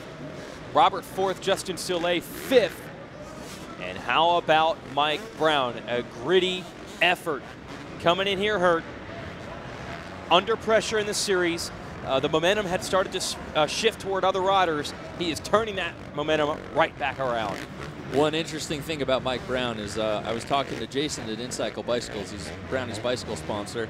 And he says that Brownie puts it down and kind of leaves some of the top mountain bike pros behind him. So he'll go out on training rides, and his cardio is just so crazy. He's crushing guys that's what they do for a living. So it's paying off for him at this point. You know, 5 laps in, he's pretty much anaerobic, and this is where we'll see the other racers taper off. But Brownie will probably remain pretty strong. And Brown is 41 years old. You would think that max heart rate is going to be a little different than some of the 20-year-olds that he's racing against. He just seems to get stronger as the years go by. And Brown says it's really no secret. There was a time, you see his mechanic there cheering him on, saying stay strong. Now Brown was a motocrosser growing up, and he said at one point he was over it and he retired temporarily and tried to get a regular job, and that's when he realized, wait a minute, I had it really good racing the dirt bikes. And that's why at 41, he's still fresh, he's still motivated. He knows what it's like on the other side. He wants to keep this train rolling. And what a job he has done tonight here in Washington.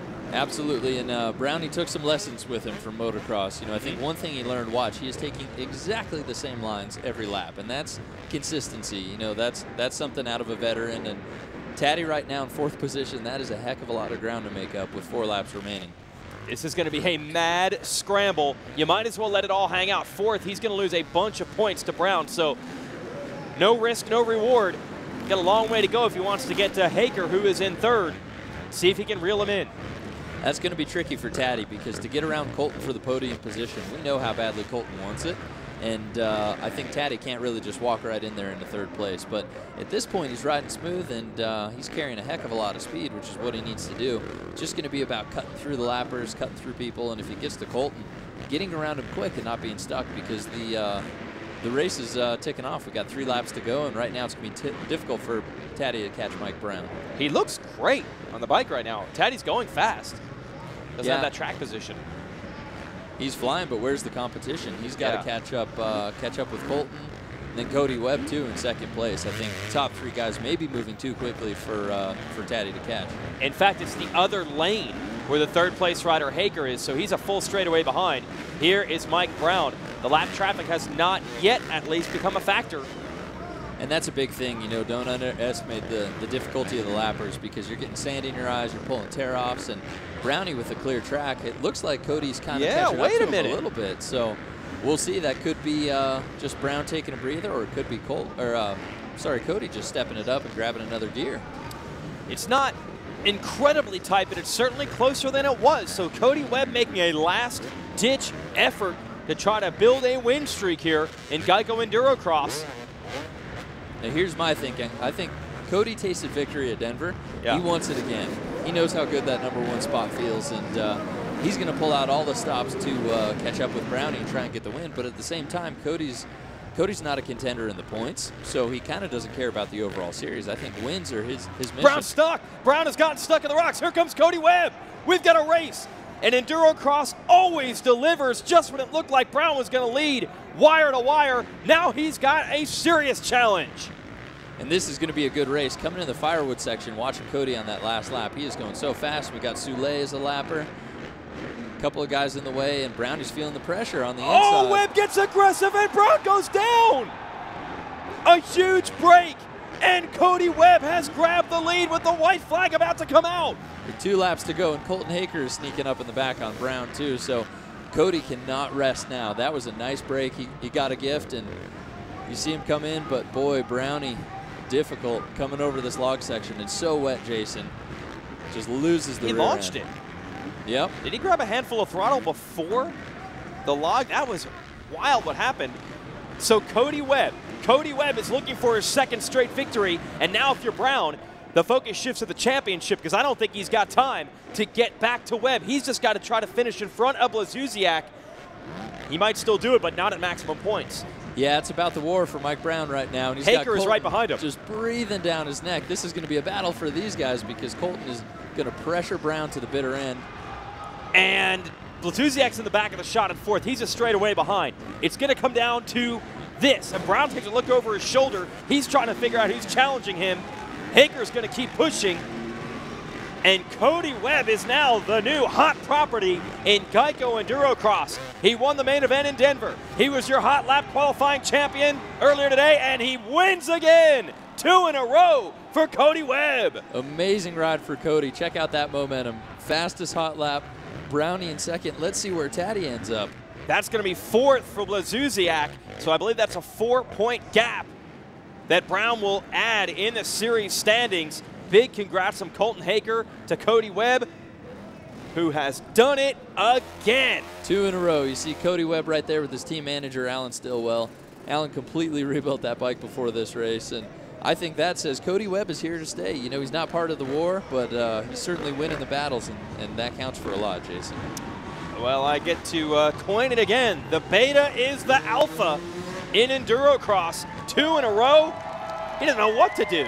No, that Beta 300RR, the 2-stroke is the choice for this track. Tacky, rough, rutted. He made it happen, and that was a really impressive ride, and I think all the pressure he put on himself paid off. That was the perfect amount. That was outstanding. Yeah, because Brown had a big lead. I thought it was Brown's race for sure, and Brown did make the mistake, but Webb had already begun to close the gap, so he had the speed to get it done tonight. A difficult night for Taddy. You know, I think he to salvage a 4th place is really good considering the practice crash, but Cody Webb, he is all smiles. And can I cue the pumpkin joke? We just saw a beta beat all the KTMs. That's, absolutely. Smashed some pumpkins tonight. Totally unpredictable. All right, so the Beta boys are happy. Here's the Honda rider. Colton Haker is up in the top 3 as well. And Mike Brown going to be bummed that he let that main event slip away, but he adds to the points lead, and it really is about the big picture now for those guys. Second place is outstanding for Brownie. And Cody Webb, holy smokes, man, putting the Beta on the top spot of the podium 2 races in a row. Yeah. Unreal. How do you do it? What is the difference? I think the fact that I couldn't even hold on from about 6 laps to the 12th lap. Really? I was so pumped up. I don't know what the deal was, but you know, I just kept fighting, and Brown kept making enough mistakes for me to catch him, and Colton was on a roll catching me, so I knew I had to keep the intensity up, and even though I was pretty beat, couldn't hold on, I just kept pushing, and got right in on Brown. Brown started playing his games with me that he's done like 2 times before, and you know, I didn't want to deal with it again this time. It happened in heat race, happened here a couple years ago, and I just moved right in there. There was space, and I'm like, hey, I had enough of being beat around, so I need to have a little redemption myself. So, Cody, sold-out crowd tonight. What goes through your head when you're leading EnduroCross main event on the very last lap and everybody's yelling your name? It was insane, you know. You know, I saw those guys coming at me, and I just knew I had to get to the matrix, and I saw the white flag, and I'm like, oh, boy, here we go. I just got to get to the rock turn, and you know, I was getting really fatigued there at the end, just struggling, holding on with the arm pump. And other than that, I felt great. And once I got to the rock turn, I'm like, all right, nothing stupid. And I started taking it too calm. And luckily, I had enough of a lead after I got back Brown and was able to get away and sneak away with a victory. It sounds like one of those deals that wasn't maybe your best ride with the arm pump and all that, but you still figured out a way to get it done. Yeah, that's a good feeling. You know, I barely can hold on. I'm sure Brown and Colton are starting to feel the same effects. This track was never ending and endless, and it was great to get away in here tonight. We got to go, but we'll let you throw a shout out to some people real quick. I got to give a shout out to the guys in American Beta. They believed in me before I even like had any name in off road. You know, Stillwell Performance, Motul, FMF, Dunlop, Moose Racing, ODI Handlebars, Motorcycle Superstore, CD Boots. You know, my parents, without them, there'd be no way I'd be doing this right now. It's too hard to be a professional out here in the off-road career unless you have a long withstanding name, and I'm trying to build that right now, so I got to give a thanks to my parents for everything they've done for me, too. Congratulations, Cody. Good ride, buddy. All right. That's it. Cody Webb has 2 in a row, and your hot lap champion today. He is the man in this series at the moment. Here's the replay of the past, Chris. You said it. Mike Brown just grabbing a handful when he was coming in on the inside, and Cody capitalized. Set him up so well. Pivot turn as Brownie crashes, and just like that, takes the lead. Brown's upset with that, but that was a strong ride. Second place is what you need to do for the points, and Brown is looking for a championship, so he can't be too mad at himself, although we know he is going to be. Yeah, no matter what. He's not happy unless he wins, and if he wins, he probably wishes he won by more. Haker is 3rd. Blazuziak, disappointing, I'm sure, in 4th. Graffunder finishes up 5th. Robert, Redmond, Sutherland, Geoff Aaron, and Justin Soleil round out the top 10. We're going to get Mike Brown here in just a second. Does add some points to the lead. If he wins a title at the end of the year, probably not going to bother him one bit the way it turned out. Mike, take us through that race, man. You definitely controlled it with a great start, and then, as always in EnduroCross, it always ends up being a battle to the finish. Yeah, it was. It was a struggle. You know, I got the good gate there and rode good the first half. I'm just putting it on myself, the arm pump. You know, I'm thinking about the championship, and I got to stay in front of this guy, stay in front of that guy, and I'm not racing ahead. It's just myself. I think if I ride the way I rode the first few laps, I should have won by over half a track. I feel like I got the speed. The bike's great. It's just all myself. So just keep working on it. You know, as long as I beat the guys behind me in points was the main thing. So I'm happy to get over the second. Yeah, and the arm injuries and all other stuff, was that a big effect at all? It could be. You know, I didn't Mike ride. Brown, points leader! Woo! I could be. I didn't ride so much. You know, I've been trying to let it heal as much as I can. When I rode 24-hour last weekend, which maybe I shouldn't have, but I done said I'd do it, and then I rode 2 days this week on the EnduroCross Monday and Tuesday and try to let it heal. You know, it's worse than I thought it was, my legs and arms, but you got to just keep pushing through it. All right. Well, you're still the points leader, man, so well done. Good. Thank you all very much. All right. That's Mike Brown, 2nd place tonight on the FMF KTM. And we'll show you the points. 7-point lead with 2 races to go. Yeah, it's getting exciting. It's far from over at this point, Jason. It's anybody's championship. And I know Taddy's going to go back home and do his homework at this point because he wants that title. Absolutely, yeah. He cannot be happy about that 4th place finish. Had a crash in the first lap. Had to dig really, really deep. And considering the injuries of both the KTM riders, they both had to find a little extra drive tonight. I think we'll get a chance to talk to Colton Haker here real quick before we go off the air. And we got Colton Haker. Colton, strong charge from behind, man, keeping some heat on the leaders. Yeah, thank you. Yeah, it was a good race, and I just rode to my potential, I would say. You know, just kind of kept it together and stayed consistent. That's what I've been wanting to do for 12 laps. You know, pretty much since Vegas, and I've crashed in every main event besides these two, and these two ended up on the podium. So I guess the key for me is just stay upright. All right, well, that's a lesson learned. We'll see you in Boise. All right, thanks, guys. Thanks. That's Colton Haker, and that's our show here from a sold-out Comcast Arena in Everett, Washington. For Chris Dennison, I'm Jason Wygant. I want to thank everyone for joining us here on the MotorTrend YouTube page and also at EnduroCross.com. Congratulations to our winner, 2 in a row for Cody Webb.